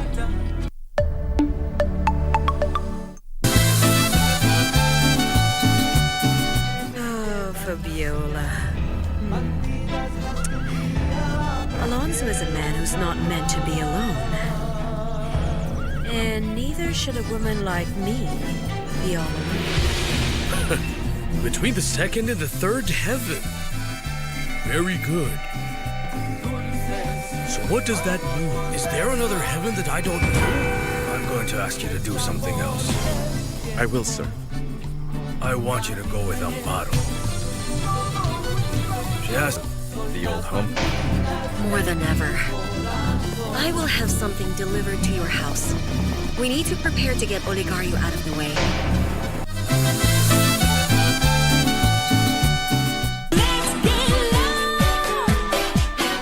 The anticipated Showcase event that was really publicized finally went down on Saturday at the KICC, and let me tell you something. Sherehe, like people really had fun. The performances were major. Major, known for his upbeat and energetic performances, was present as well.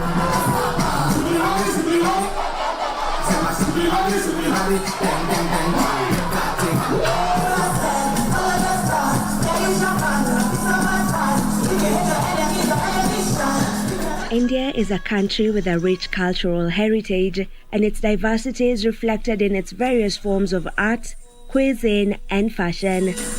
Rono is on a spree. She is calling out everyone that she feels has ever stepped on her or is stepping on her at the moment. Well, I have never really said anything about kuachana na Nadia. You guys just, made things up. Hawajaachana, wako pamoja. So guys, wacheni kuforce divorce zenye haziko. Stamina did something with Bushoke inaitwa Machozi. This is the track. Naomba usikate simu, taratibu utanijua. Nampigia mke wangu na unapokea simu, ila najua umelala naye, sorry na kukata steam. Na unanijua, na unajua sini wazazi. Naumia kuona wanangu wanalala na dada wa kazi, na usiulize nambako nimeitoa wapi, naomba usikize mimi nimewe.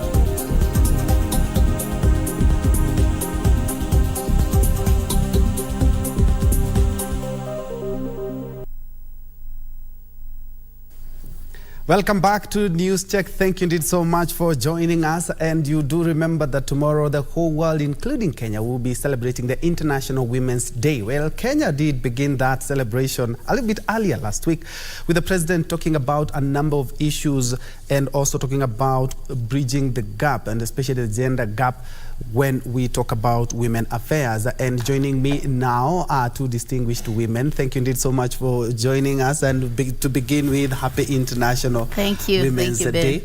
Beginning from my immediate left, we have Julian Chege, who is a governance expert, and just next to her we have Honorable Cynthia Muge, who is the Nandi County MP, or if you like, the woman rep for Nandi County. Karibuni sana. Asante sana. And because of the interest of time, I'll go straight to what we had lined up for you this morning. And yesterday, the president also did mention that, and actually just to quote some of the things that are going to be happening, is that youth and women from Starehe area are the primary beneficiaries of more than 5,000 job opportunities after the launch of 6,700 units of affordable housing project in Nairobi. There's something that the president did mention that that caught my eye, that the discrimination and the abuse that women have been, and especially working in the construction industry, have been facing will be a thing of the past. This is something that gives women more power. Thank you so much, Ben, and thank you to our viewers. My name is Julia Chege from University of Nairobi and Premier Peak Leadership Foundation. I'm so happy to be here. Okay. And having said what the president said yesterday, it was very exciting. It is very good. And you know, construction industry is a men's job. You know, a long time ago, before this liberation of women movements and all that, women first of all didn't even own an ID. Women didn't own land. Women didn't do these manual jobs. You know, they didn't go for engineering courses. They didn't go for construction jobs because they were meant to be for the men. But things have changed, and we thank God in this country, because now women can be be able to do those manual job and earn as much. But as we go around the workplaces, we find that women, most of the time, they are humiliated, they are sexually harassed, and sometimes because they don't know the route very well, they'll be harassed, and sometimes they even work and they are not paid, Their certificates, I've spoken to a few construction women, their certificates are not approved before you give this due amount of money, or you sleep with so-and-so. So I am very happy the president actually is addressing that issue.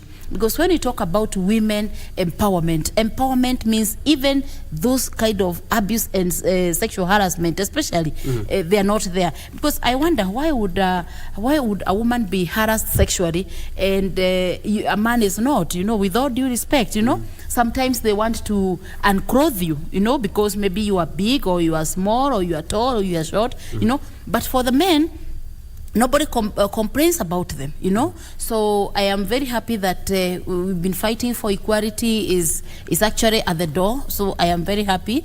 And I want to wish all the women in KBC happy International Women's Day, and all the women of Kenya, happy International Women's Day. Indeed. Thank you so much. And indeed, some of my camera persons are women, and even my producers and directors they're there, right there. So happy International Women's Day. And Mheshimiwa, to begin with, the head of state, since he took over office, he has put women on a pedestal that a lot of countries would only yearn to maybe to copy or something.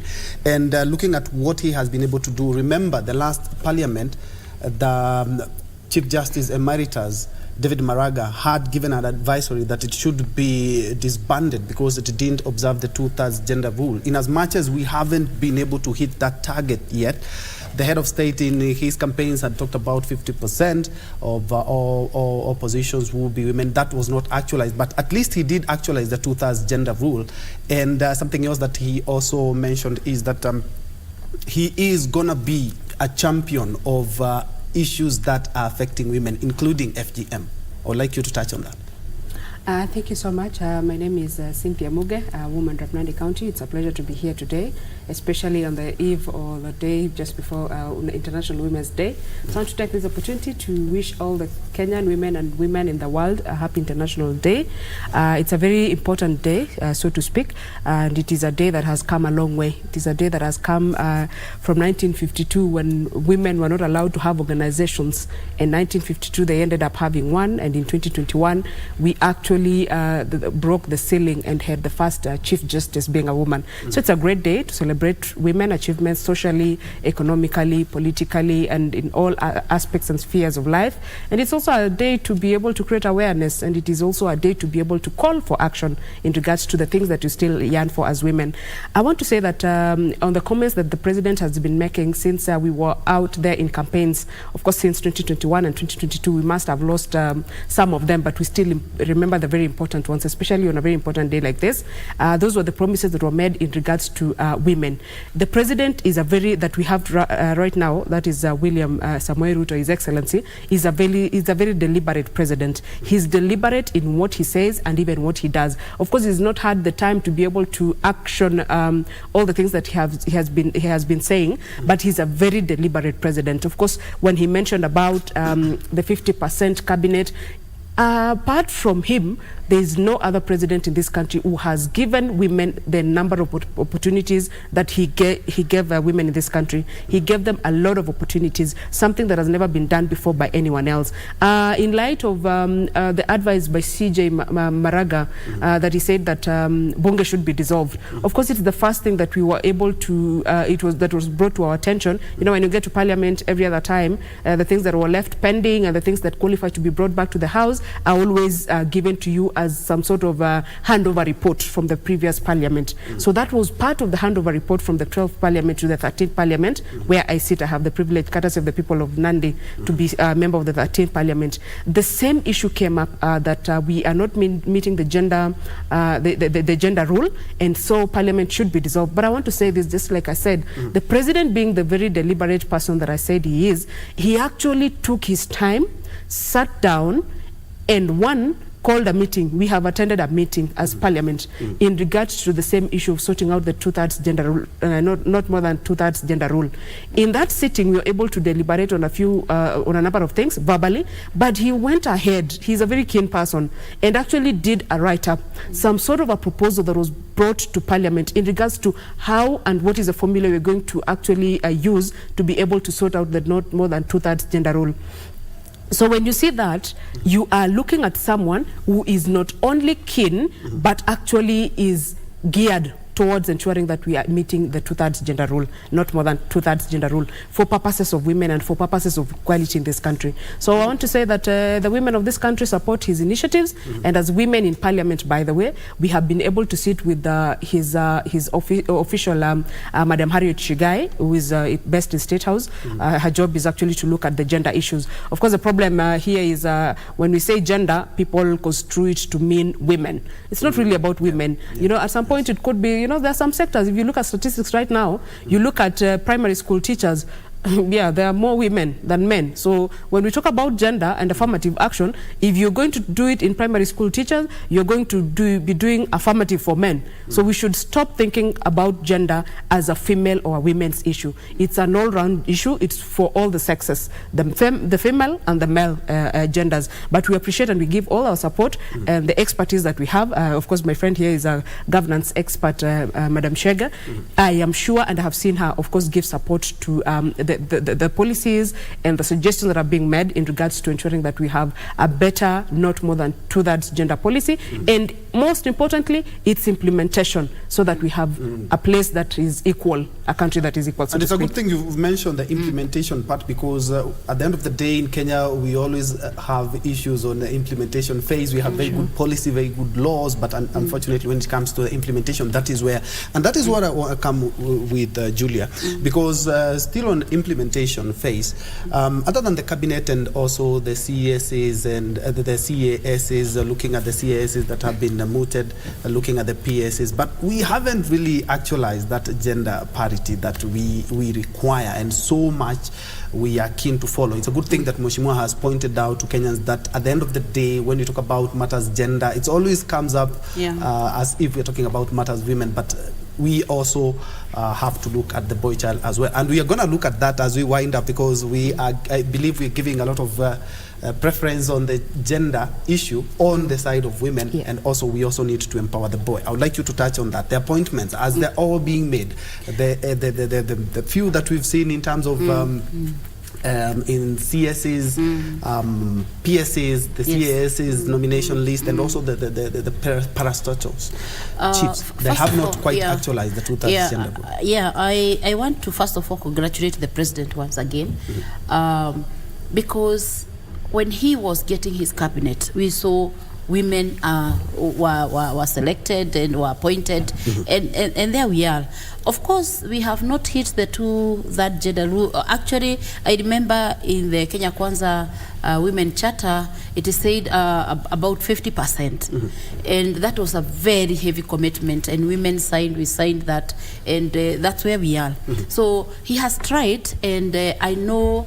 With the time, it's going to be actualized. That one I'm very sure, because government has not yet settled completely, because we still have very many vacancies. We still have very many people who are acting. We have very many people who, the vacancies that are there, and therefore the president should be able to actually do that. But then it also boils down to the people around him. This weekend I had an opportunity to actually meet the president one-on-one. I was awarded the Resilience Award, and yes, and I'm very grateful. I very grateful to this country, the women of Kenya.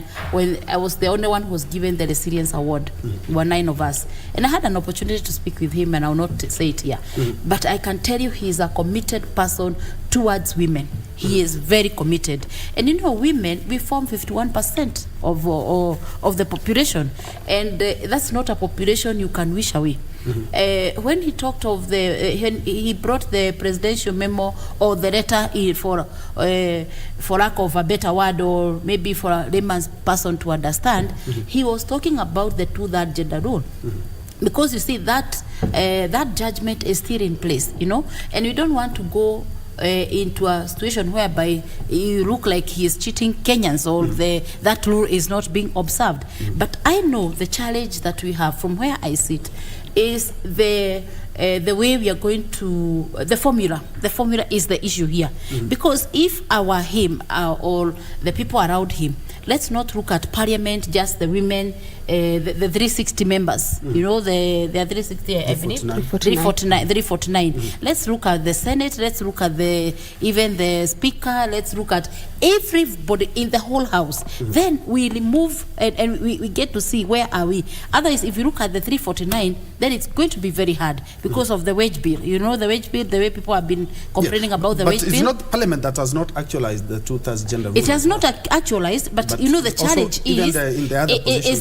is the formula. So the formula has to be thought well, and people have to come together, and the formula that will work best for them is not the 349 looking at it. It's the whole, everybody who is included, everybody in the legislature, you know, the ones who are in Parliament, Senate and all that, so that we can be able to achieve this. Otherwise, if we go on like that, it is going to be a tall order for them.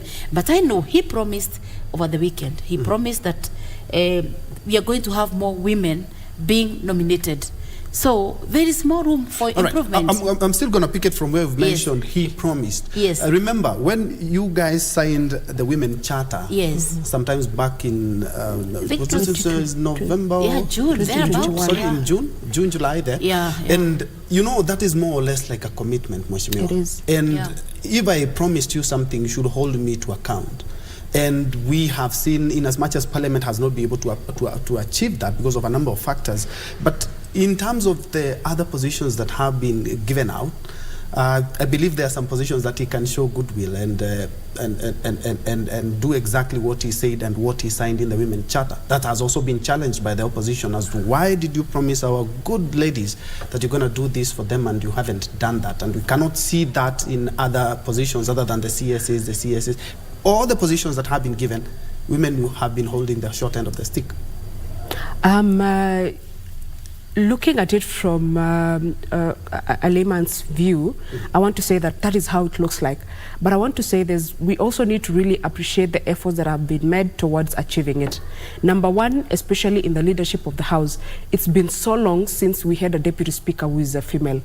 I want to tell you this, the reason why he actually stood firm, there were many other suitable men that really wanted to be the deputy speakers of the House, but he stood firm and said that this time around, we are going to have a woman, courtesy of the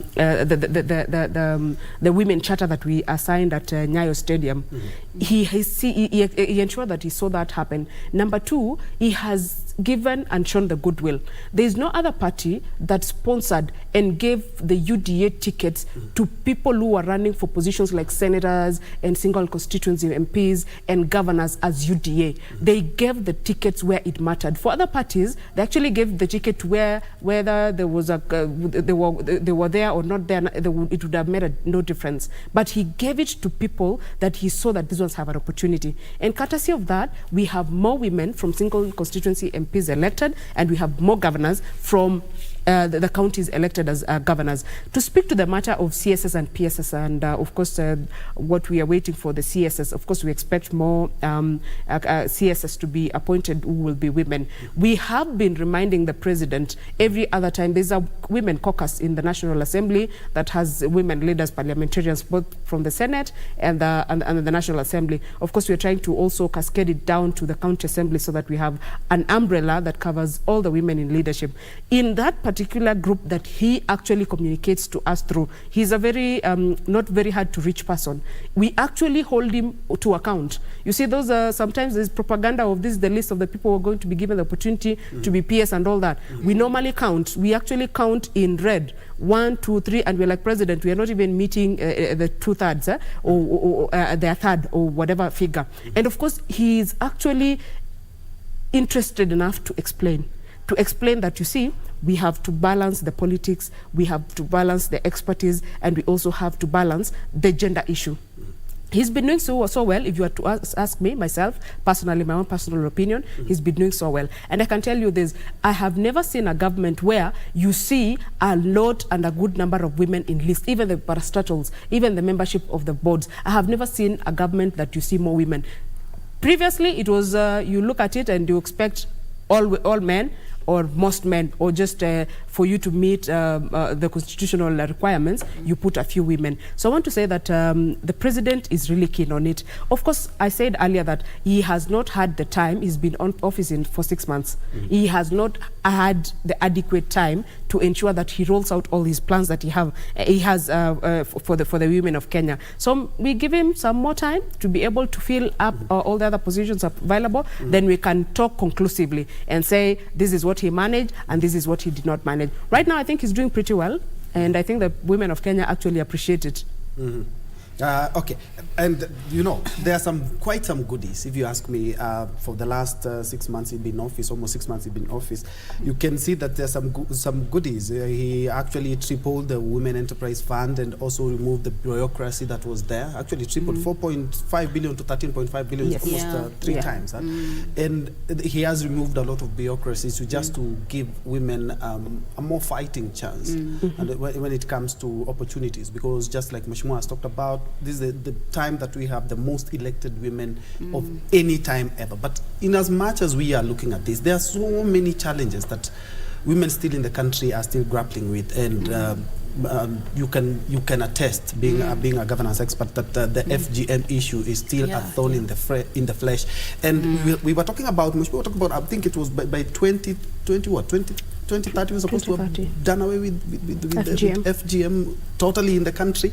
But looking at where we are now, there are so many challenges that the girl child and the woman of Kenya is currently facing. And when we talk about cultural practices, Mheshimiwa will also chip in with that.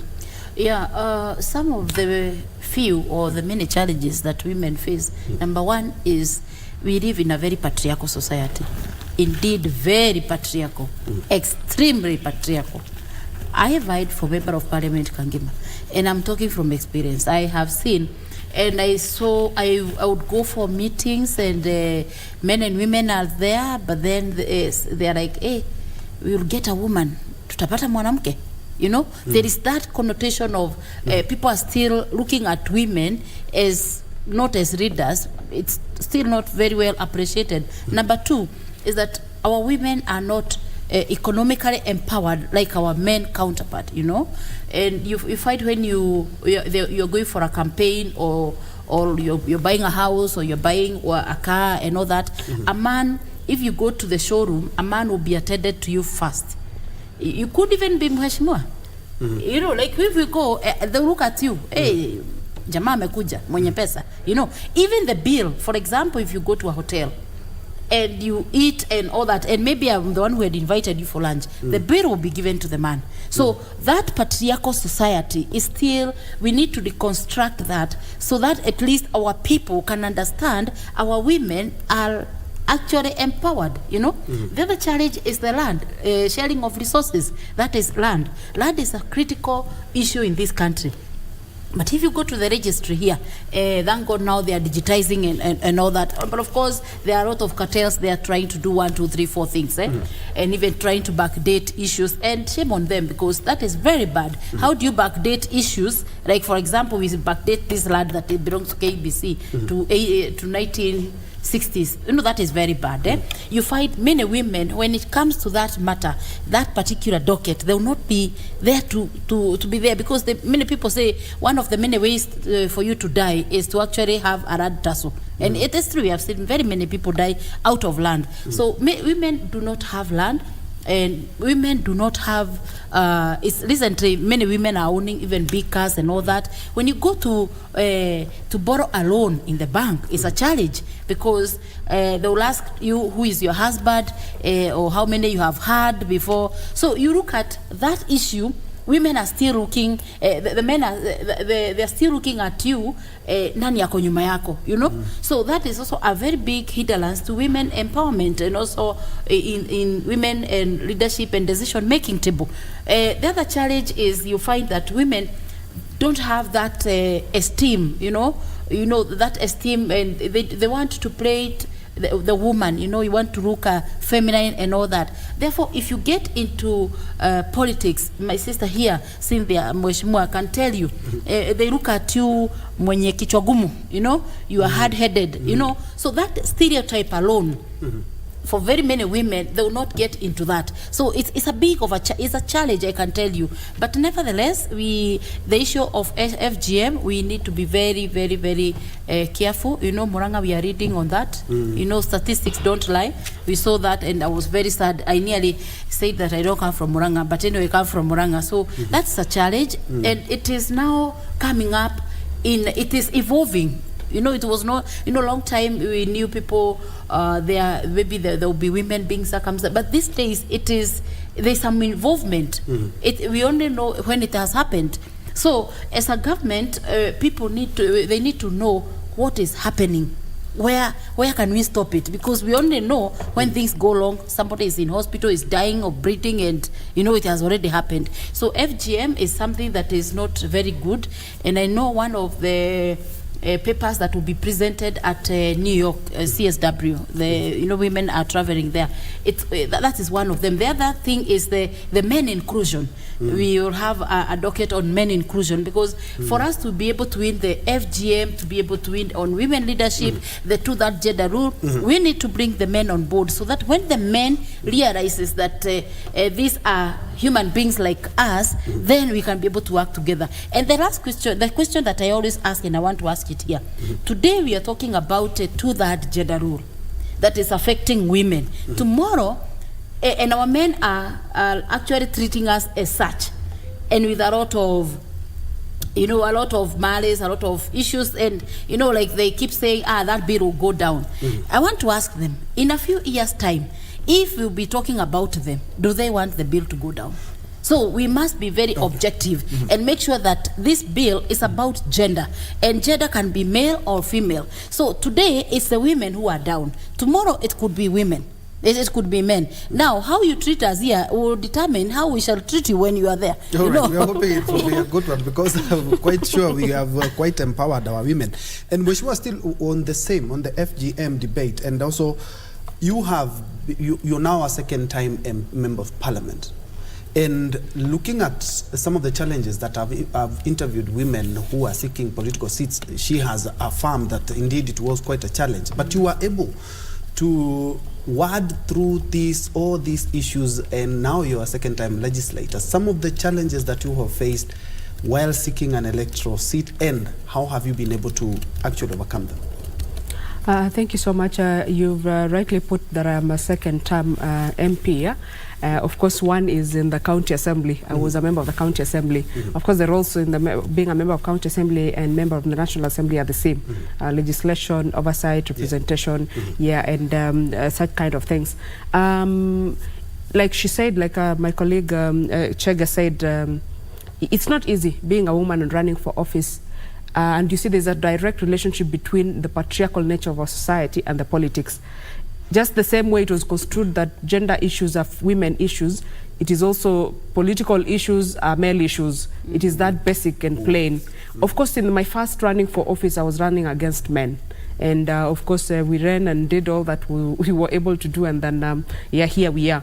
I want to speak about the relationship between the patriarchal society that we have and politics. It has a direct relationship. Like Madam Chega said, when you go to the hotel, they will bring a bill and they'll give it to a man. But as soon as you get to politics, like right now, I don't enjoy the privilege of having a man pay for my bills. Actually, the bills come to my table. So as soon as you're in politics, you are considered now to be on the other part or the other side of the gender. You're more or less like a yes, man. A man, yes. So there's a direct relationship between the patriarchal nature of society we have and the politics. And that is why for them, it's, of course, we are doing well and we're doing better. That is why we have more female governors elected. We have female senators elected right from 2017. We have more female MCAs elected right from 2017. There was none in my county in 2013, but in 2017 there were 6. In 2022, of course, it went down, but at least it's not nothing. We still have 3 in the county assembly. So when we talk about the challenges that women go through, we go through all the challenges that can be mentioned, right from education and the health issues, the cultural issues. The cultural issues are even harder. Of course, they will not ask a man whether he is married or not, but that will be question and interview question number one for women. Are you married? If you're not married, you're not even eligible. Of course, it's not in the constitution, but our cultures are actually putting it as part of it. It is very hard, and it was very hard for me because the first time I ran for office, I wasn't married. I was a young girl from the university, 23 years old. So I had to answer that question. Can you imagine answering old men how you're not married and you're a woman, you're not also not allowed to look for a husband. It is the husband who's supposed to look for you. You know, it's a very hard question and tricky question to answer. And you have to find a way of answering it satisfactorily for them to actually accept you. But I always say that I think if you have the will, especially for women, and I remember that there's a statement that Madam Chege made some time back when she was appearing on an issue on a TV station. And she said, I think the fact that women are ignorant about the politics is what gives men the upper hand. And of course, I want to say I agree with her because, you see, you look at what they are going to ask you and you even fear trying or attempting to answer them. And then you say, let me leave it. Let them run for it. I will not run for it. You see, you must be able to actually want to get into those murky waters for you to get a difference, because we cannot keep saying here that we want women in leadership, we want women in decision-making positions, but we are not going there. You know, politics is not very easy, and it's not very hard as well. It's just about how you strike the balance, and then you're able to go out there. So we have so many cultural issues that are affecting us, including and not limited to also finances. You see, the woman in the house is just the neck, like they would say there's a head. And you know, when the head says no, it's like a no for other cultures. And that's why there's a connotation that for people who are in politics, they actually thick-headed, hard-headed, vichwangumu, so to speak. But you see, it also takes the effort of men for women to rise up in politics, because one, you have to be able to look morally upright or be morally upright. Actually, you have to be morally upright, because the standards that are used to measure women are higher than the standards that are used to measure men. So for you to actually survive and not answer the first question of are you married or not, you must be married. And for you to have a working marriage, you must have an understanding between you and your husband or your spouse, so for that matter. And you must have this man to be able to support you. And for you to earn his support, you must be one very morally upright person, one very respectful person, and one person who actually listens for you to be able to maneuver that. So it is actually an effort that men has to take, and it is a culture that you see previously in many cultures, there's no debate between a woman and a man. If you are the wife, you take orders. You don't get to suggest what happens. But it has to also take the effort of men for them to be able to bridge this cultural gap that we have. I was seeing that this year we have the theme for this particular year is digital. So we have to make everyone digital. Of course, I don't know if I am overthinking, but I was wondering, like, before we talk about being digital in this country, why are we not talking about the education levels of our people? Women face so many issues in terms of education. You look at the transition rates from primary. At primary, we are okay. The girls and the boys are okay. At secondary, we start having issues. Those issues come because the issue of FGM coming in, the issue of early marriages start coming in, the issue of early pregnancies start coming in. So we start losing the numbers when these girls are 14, 15, 16, 17, 18. And we have a big problem. And we also have issues of health. You see, women face a lot of issues. If you go to the hospital today and you ask them to show you the data and tell them how many people came to the hospital, they'll tell you 100 women came and 43 men came. So women also are people who actually go to the hospital more. Why? Because of these maternal complications most of the time, and they're the people who get affected by so many things. You know, when there's no food in the house, you stay and then your kids will eat. Like, everyone will eat and you stay, so you remain also malnutritioned. There's also issues of the land ownership and all those kind of issues. I also, the issue of fertility. You know, there's a relationship between education and fertility. If you look at, of course, fertility is a very good word and a very positive word when it is used statistically, but they say the devil is in the details. Fertility means how many children was this girl or this woman able to have? If you look at fertility as opposed or compared to issues of education, for whoever, if you do look at the statistics that are existing now, for whoever did not attend any education, any formal education, they have more children. And because they started having the children early. For any person who went to secondary, the level of fertility start reducing. For anyone who attended tertiary, the level of fertility is even lower. Not that they cannot produce, but they are now knowledgeable and they have more information about how to be able to reduce it and all those kind of things. So when I saw Let Us Digital, and I was like, man, I think we have more pressing needs in this country, starting from health and the education and all those kind of things. It's a good thing that you've mentioned the education, because that was where I was coming to. And looking at the retrogressive cultural practices, including early marriages. And we saw that when it comes to these issues, there was a spike during the COVID-19 pandemic, and we haven't really taken stock of what exactly happened during the COVID-19 pandemic in terms of the girl-child education, so that we may try and, as we're picking up the economy, we also pick up those who we left, because early marriages, we saw them. We saw FGM cases, but we haven't really as a country taken stock to know exactly what transpired back then and how we can be able to mitigate that. I would like you to touch on that. Yeah, first of all, COVID-19 was with us, and I think still COVID is still there, so one needs to be very careful. On education bit, we realized that many girls got impregnated, and therefore, as much as we were talking about 100% transition to high schools, then we also need now to go further and bring a conversation on 100% retainer, because once they maybe from 2, they drop because of pregnancies, lack of school fees, FGM, early marriages, and all that. So we need to look at that. And I want to urge all the women of this country, the women who are in position of power, and starting with my sister here, and we have agreed, they need, when they go to parliament or governor or wherever, they need not to be honorary men, because we will remain women, and we shall fight as women. We shall not be men. We will remain women, you know. So they should actually be able to mention the names of other women in a room full of opportunities, you know. That is one of the ways to be able to, sisterhood, to be able to be together and all that. When you look at the digital, I'll talk about the women, because it's a women issue now.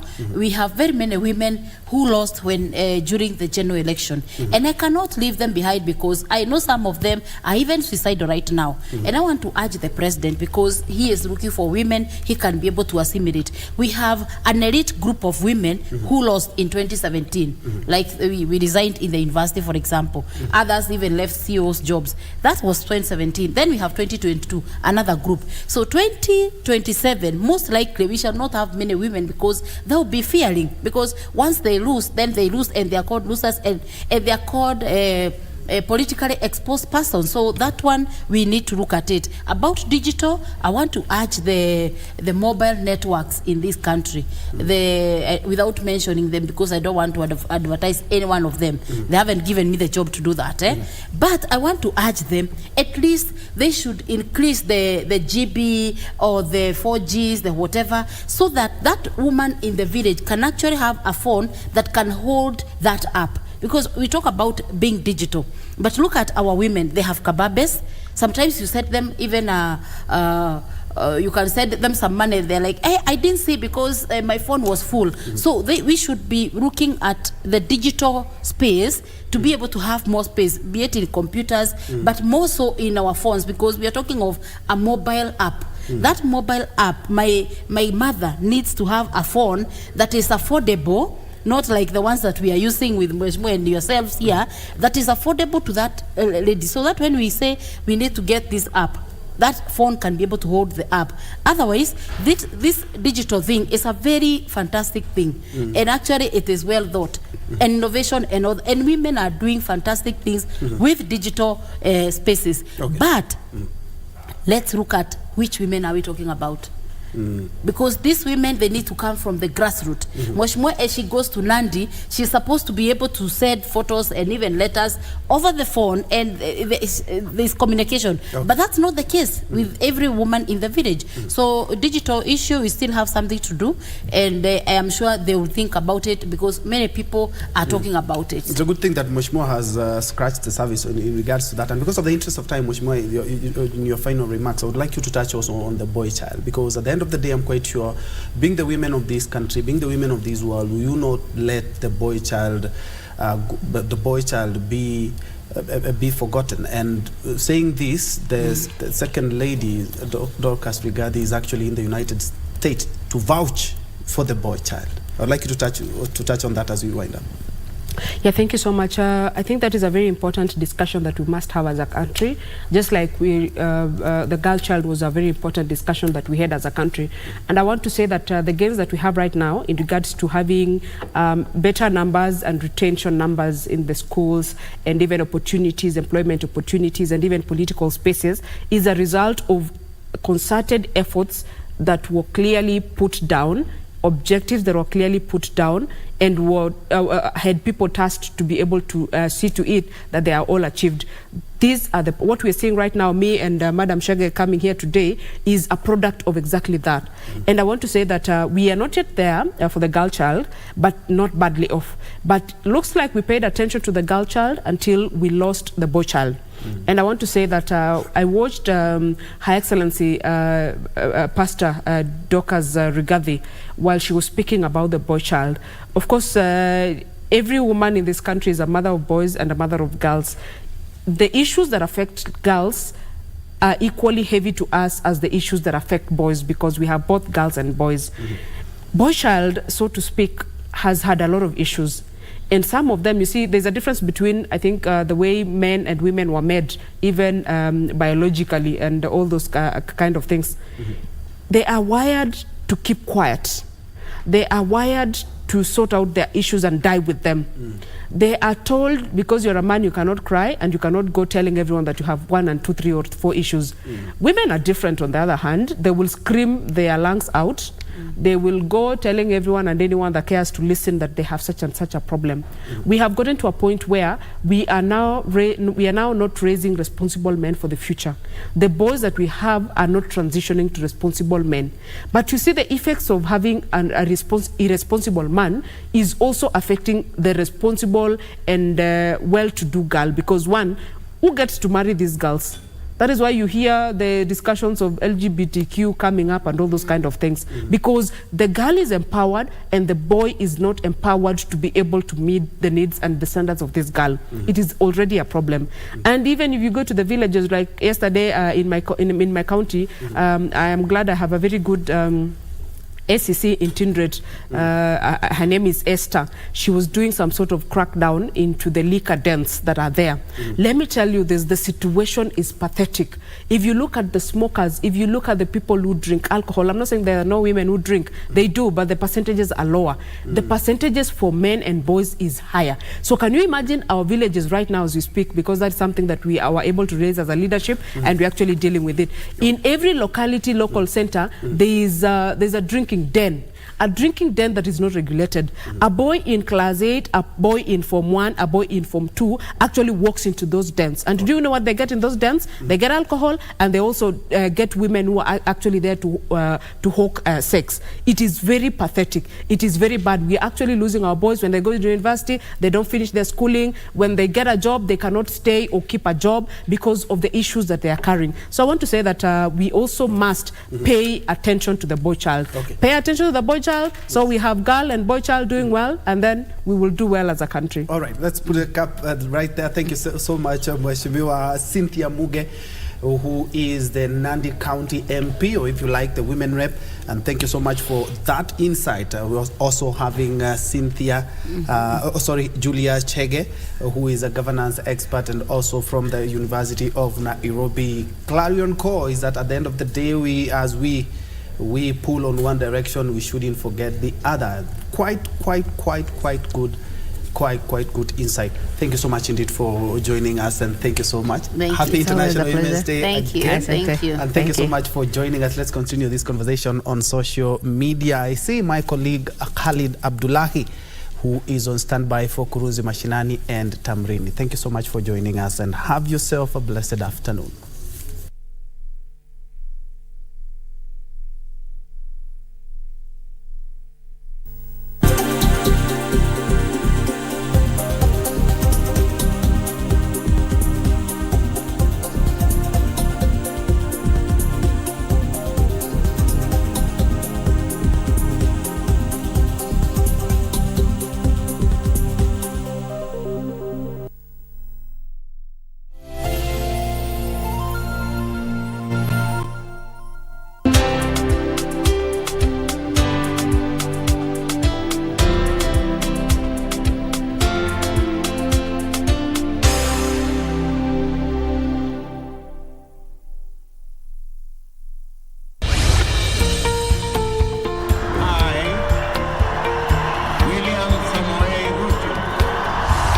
After the dust settled on rigorous campaigns, Kenyans are waiting for elected leaders to deliver on their pledges. To have clean, accessible drinking water across the county.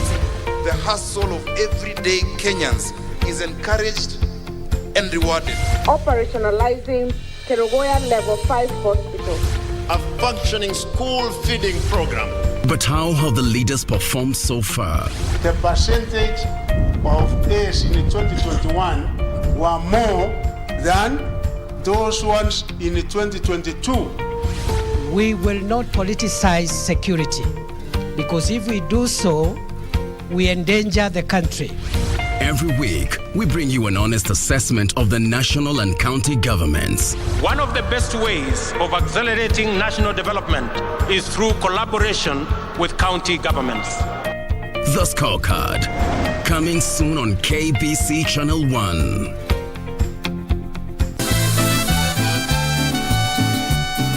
Oh, Fabiola. Alonso is a man who's not meant to be alone. And neither should a woman like me be all alone. Between the second and the third heaven. Very good. So what does that mean? Is there another heaven that I don't know? I'm going to ask you to do something else. I will, sir. I want you to go with Amparo. She has the old hump. More than ever. I will have something delivered to your house. We need to prepare to get Oligario out of the way.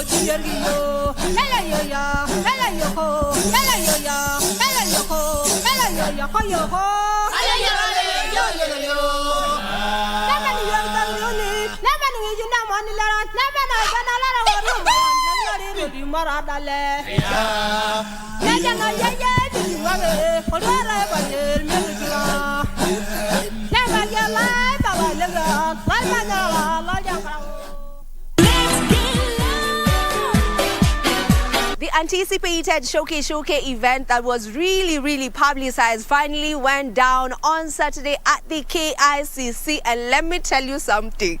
Sherehe, like people really had fun. The performances were major.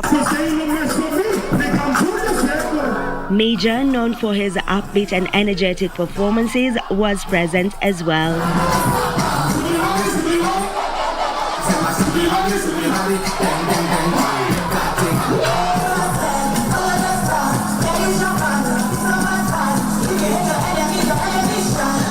In India is a country with a rich cultural heritage, and its diversity is reflected in its various forms of art, cuisine, and fashion. Rono is on a spree. She is calling out everyone that she feels has ever stepped on her or is stepping on her at the moment. Well, I have never really said anything about kuachana na Nadia. You guys just, made things up. Hawajaachana wako pamoja. So guys, wacheni kuforce divorce zenye haziko. Stamina did something with Bushoke inaitwa Machozi. This is the track. Naomba usikate simu, taratibu utanijua. Nampigia mke wangu na unapokea simu, ila najua umelala naye, sorry na kukata steam. Na unanijua, na unajua sina wazazi, naumia kuona wanangu wanalala na dada wa kazi, na usiulize nambako nimeitoa wapi, naomba usikize mimi nimewe.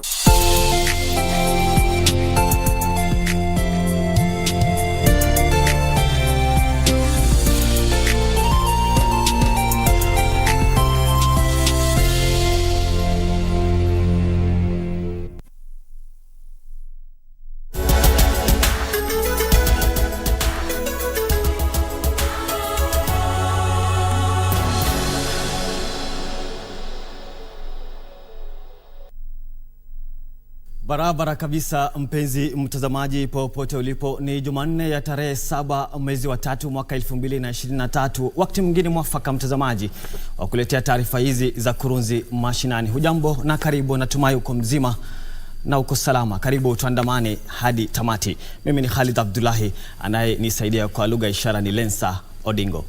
Mtazamaji, nataka sasa nikupeleke moja kwa moja katika afisi za idara ya upelelezi, yani DCI, ambapo mwanahabari wetu Timothy Kipnusu alikuwa anafuatilia taarifa ya aliyekuwa waziri wa usalama wa kitaifa Fred Matiang'i. Leo amefika katika afisi hizo kuandikisha taarifa kuhusiana na zile tetesi ya kuwa kulikuwa na uvamizi katika makazi yake. Na sasa tunaungana na mwenzangu Kipnusu. Kama unanipata vizuri, tupatie taswira kamili na nini kinajiri kule.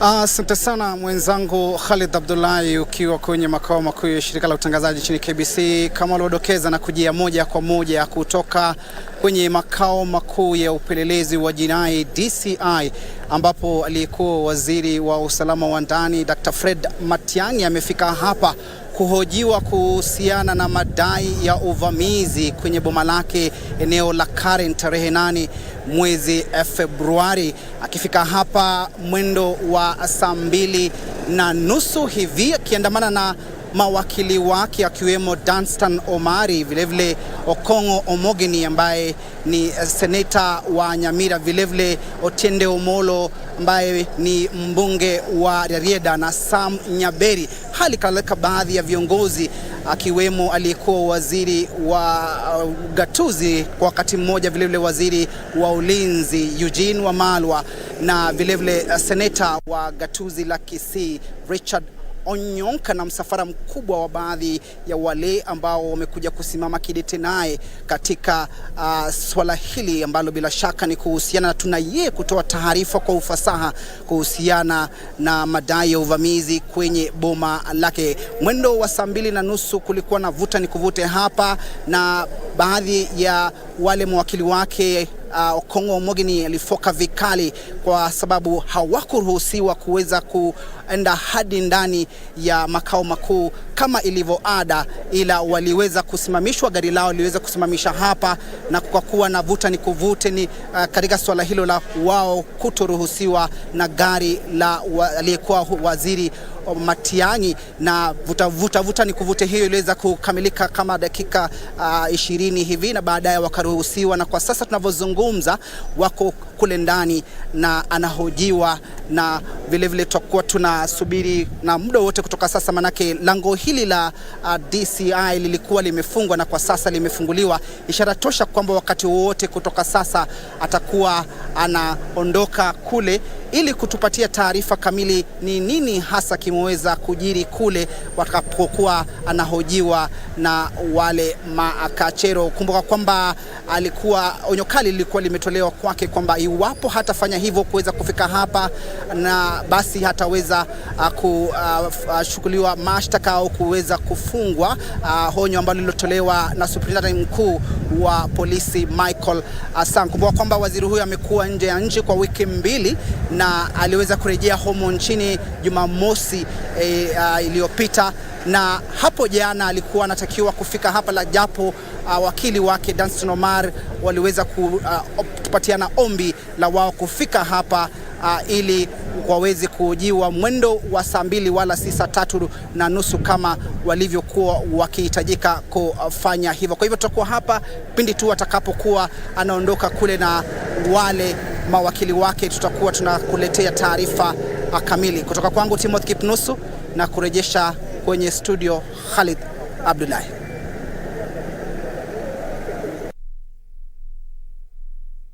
Huyo ni Timothy Kipnusu, mwanahabari wetu, akitupatia tu taswira kamili ya mambo yanavyoendelea katika afisi za idara ya upelelezi ya DCI. Taarifa hizo tutakuwa wenye kuletea hapo baadaye, mtazamaji. Tukisonga mbele, mbunge wa Wajir Magharibi Yusuf Farah amesema 90% ya wazazi katika kaunti hiyo hawawezi kulipa karo ya watoto wao kutokana na hali ya ukame katika eneo hilo.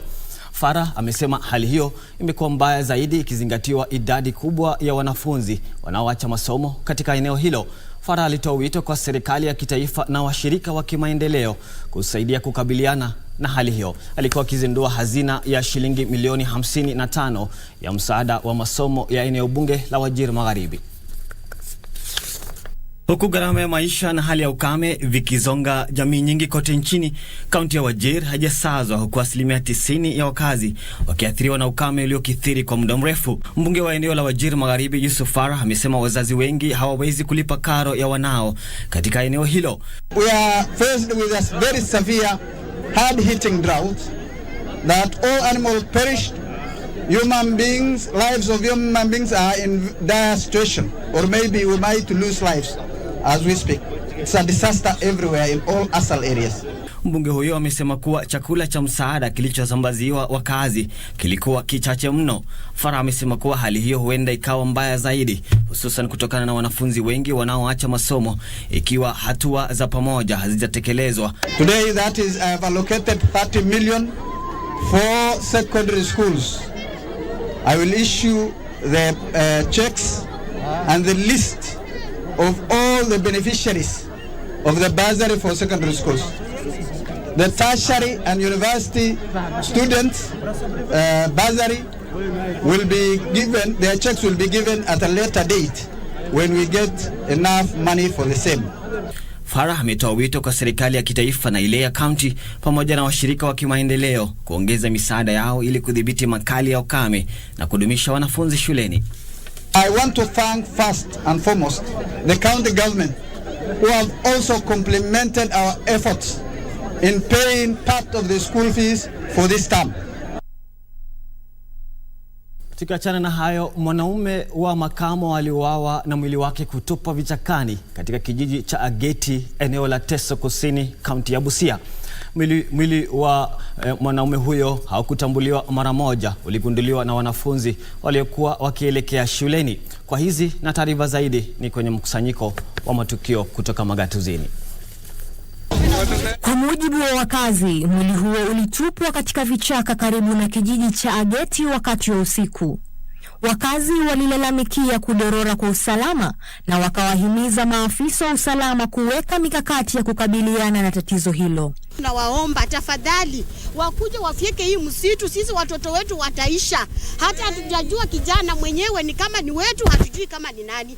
Sasa tunaomba tu serikali wakuja wafyeke hii msitu itoka hapa hivi sisi tukue huru. Na mahakama kuu imedumisha uchaguzi wa Adan Keynan kuwa mbunge wa Eldas. Mahakama ilisema hakukuwa na ushahidi wa kutosha kubatilisha uchaguzi huo. Walienda mahakama pia ilitoa tu ile muamuzi kama ile ya jamii tuungane, kwa sababu uchaguzi ni kitu ambaye inafanyika siku moja. Lakini jamii inabaki, tunahitaji maendeleo, tunahitaji maji, tunahitaji elimu, tunahitaji afya, tunahitaji barabara. Kwingineko, Abdikani Zaitun ambaye rufaa yake dhidi ya ushindi wa gavana wa Garissa Abdikadir Hussein ilidumishwa na mahakama, na amewarai wafuasi wake kukumbatia umoja na kutokubali kutenganishwa kwa misingi ya kikoo. Akiongea alipokutana na wafuasi wake, Zaitun alisema yuko tayari kukutana na wapinzani wake kwenye debe, kwani ana imani ataibuka mshindi. I will also like to request from the President, His Excellency William Samoei Ruto, and the panel in place to fast track the reconstitution of the IEBC commissioners and give us a specific date for the by-election. Kwingineko, vuguvugu la wanawake walioshindwa kwenye uchaguzi mkuu uliopita huko Kisii wanamtaka Rais William Ruto kutekeleza manifesto ya chama cha Kenya Kwanza na kushughulikia maslahi yao.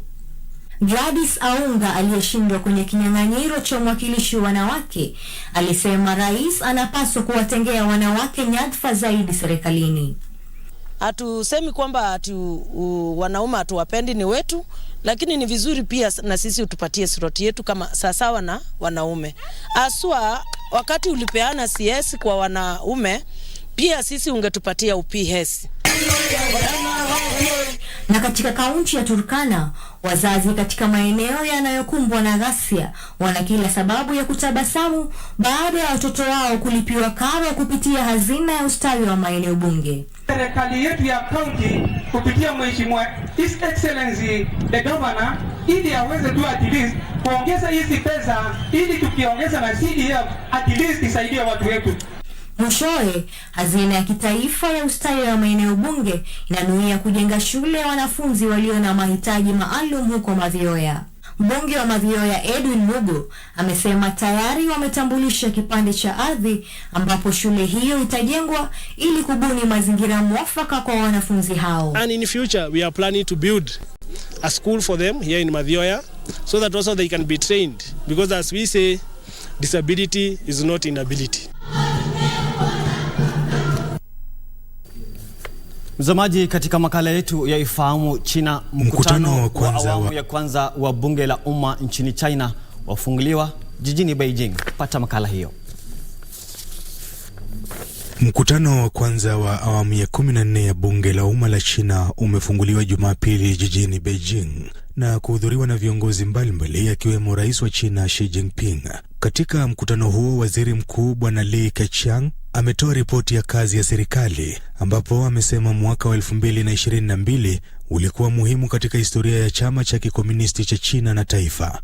Amesema mkutano mkuu wa 20 wa wajumbe wote wa chama cha kikomunisti cha China ulifanyika kwa mafanikio na kuweka mipango kuhusu ujenzi wa nchi ya ujamaa wa kisasa kwa pande zote. Akibainisha kuwa huu ni mwaka wa kwanza wa kutekeleza kikamilifu kanuni elekezi kutoka kwa bunge la 20 la kitaifa la chama cha kikomunisti cha China, Li alisisitiza juhudi za kufanya maendeleo thabiti katika kuendeleza usasa wa China na kukuza maendeleo ya hali ya juu.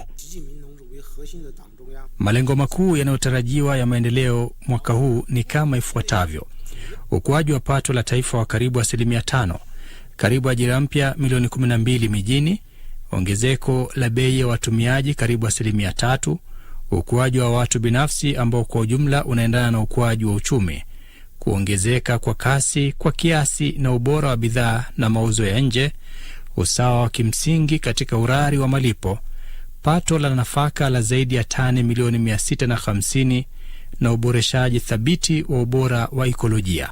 Pia amesema ili kukabiliana na mazingira yenye utatanishi ya kimataifa na kazi ngumu ya mageuzi na kuimarisha maendeleo na utulivu nchini, kamati kuu ya chama ikiongozwa na Rais Xi Jinping imewaongoza wa China kukabiliana na changamoto na kutekeleza kikamilifu kazi ya kuzuia janga la COVID-19, kutuliza hali ya uchumi na kuhakikisha maendeleo kwa usalama, kuongeza nguvu ya udhabiti na marekebisho katika hali ya jumla, na uchumi umeendelea vizuri, ubora wa maendeleo umeinuka kwa kasi na utulivu wa kijamii umedumishwa. Na kuhusu kilimo na chakula, waziri mkuu amesema katika miaka 5 iliyopita China iliboresha sera za kuinua kilimo na kuwanufaisha wakulima. Iliendelea kutoa kipaumbele kwa uzalishaji na kusonga mbele kwa kasi ya kufanya sekta ya kilimo na maeneo ya vijijini kuwa ya kisasa.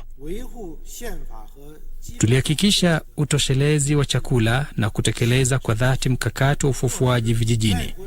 Tulifanya kazi ili kuongeza uwezo wa jumla wa uzalishaji wa kilimo, utulivu na kuongeza uzalishaji wa nafaka kwa ekari. Pia tuliboresha sera ili kusaidia uzalishaji wa nafaka na kuongeza eneo la ardhi kunakozalishwa nafaka kwa wingi kwa hekta milioni 30.4. Kupitia kwa juhudi hizi, sasa zaidi ya watu bilioni 1.4 wa China wamepata chakula cha kutosha. Li alisema maendeleo thabiti yalipatikana katika mageuzi na maendeleo ya vijijini, na mfumo wa msingi wa uendeshaji vijijini umeunganishwa na kuboreshwa. Kikao cha kwanza cha NPC cha 14 kimepangwa kuanzia Machi 5 hadi 13 na kuhudhuriwa na manaibu karibu 3,000 kutoka kote nchini. Na mtazamaji, makala hiyo ya Ifahamu China ndiyo inatukamilishia taarifa za kurunzi mashinani adhuhuri hii, na usiende mbali kwani narejea na mazungumzo ya moja kwa moja katika kipindi chetu cha Tamrini.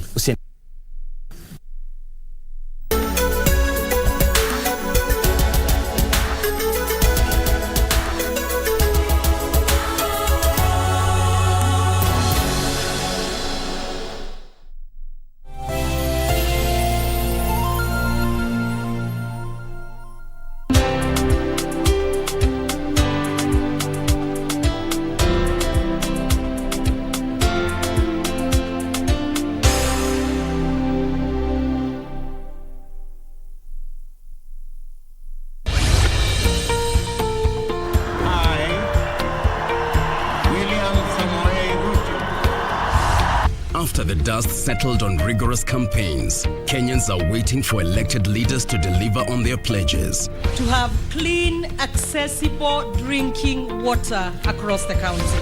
The hustle of everyday Kenyans is encouraged and rewarded. Operationalizing Kerugoya Level 5 Hospital. A functioning school feeding program. But how have the leaders performed so far? The percentage of A's in 2021 were more than those ones in 2022. We will not politicize security, because if we do so, we endanger the country. Every week, we bring you an honest assessment of the national and county governments. One of the best ways of accelerating national development is through collaboration with county governments. The Scorecard, coming soon on KBC Channel 1.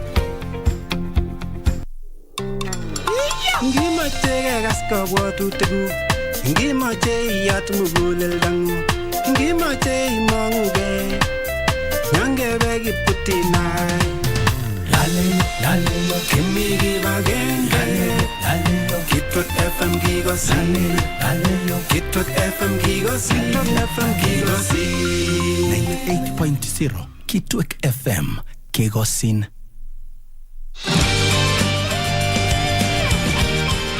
Watching a movie with you is meaningful. Jenny Lee. It's a new one. The same name as you. Yeah, it's my name. Wait. Jenny? Yeah? Your name is in the magazine? That you have a mortal and 2 Jennies. What will you do?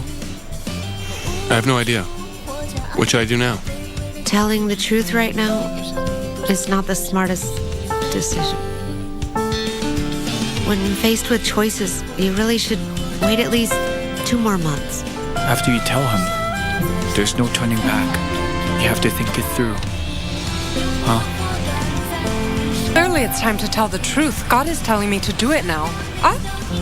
Morning, Mr. Bai. What did you just say?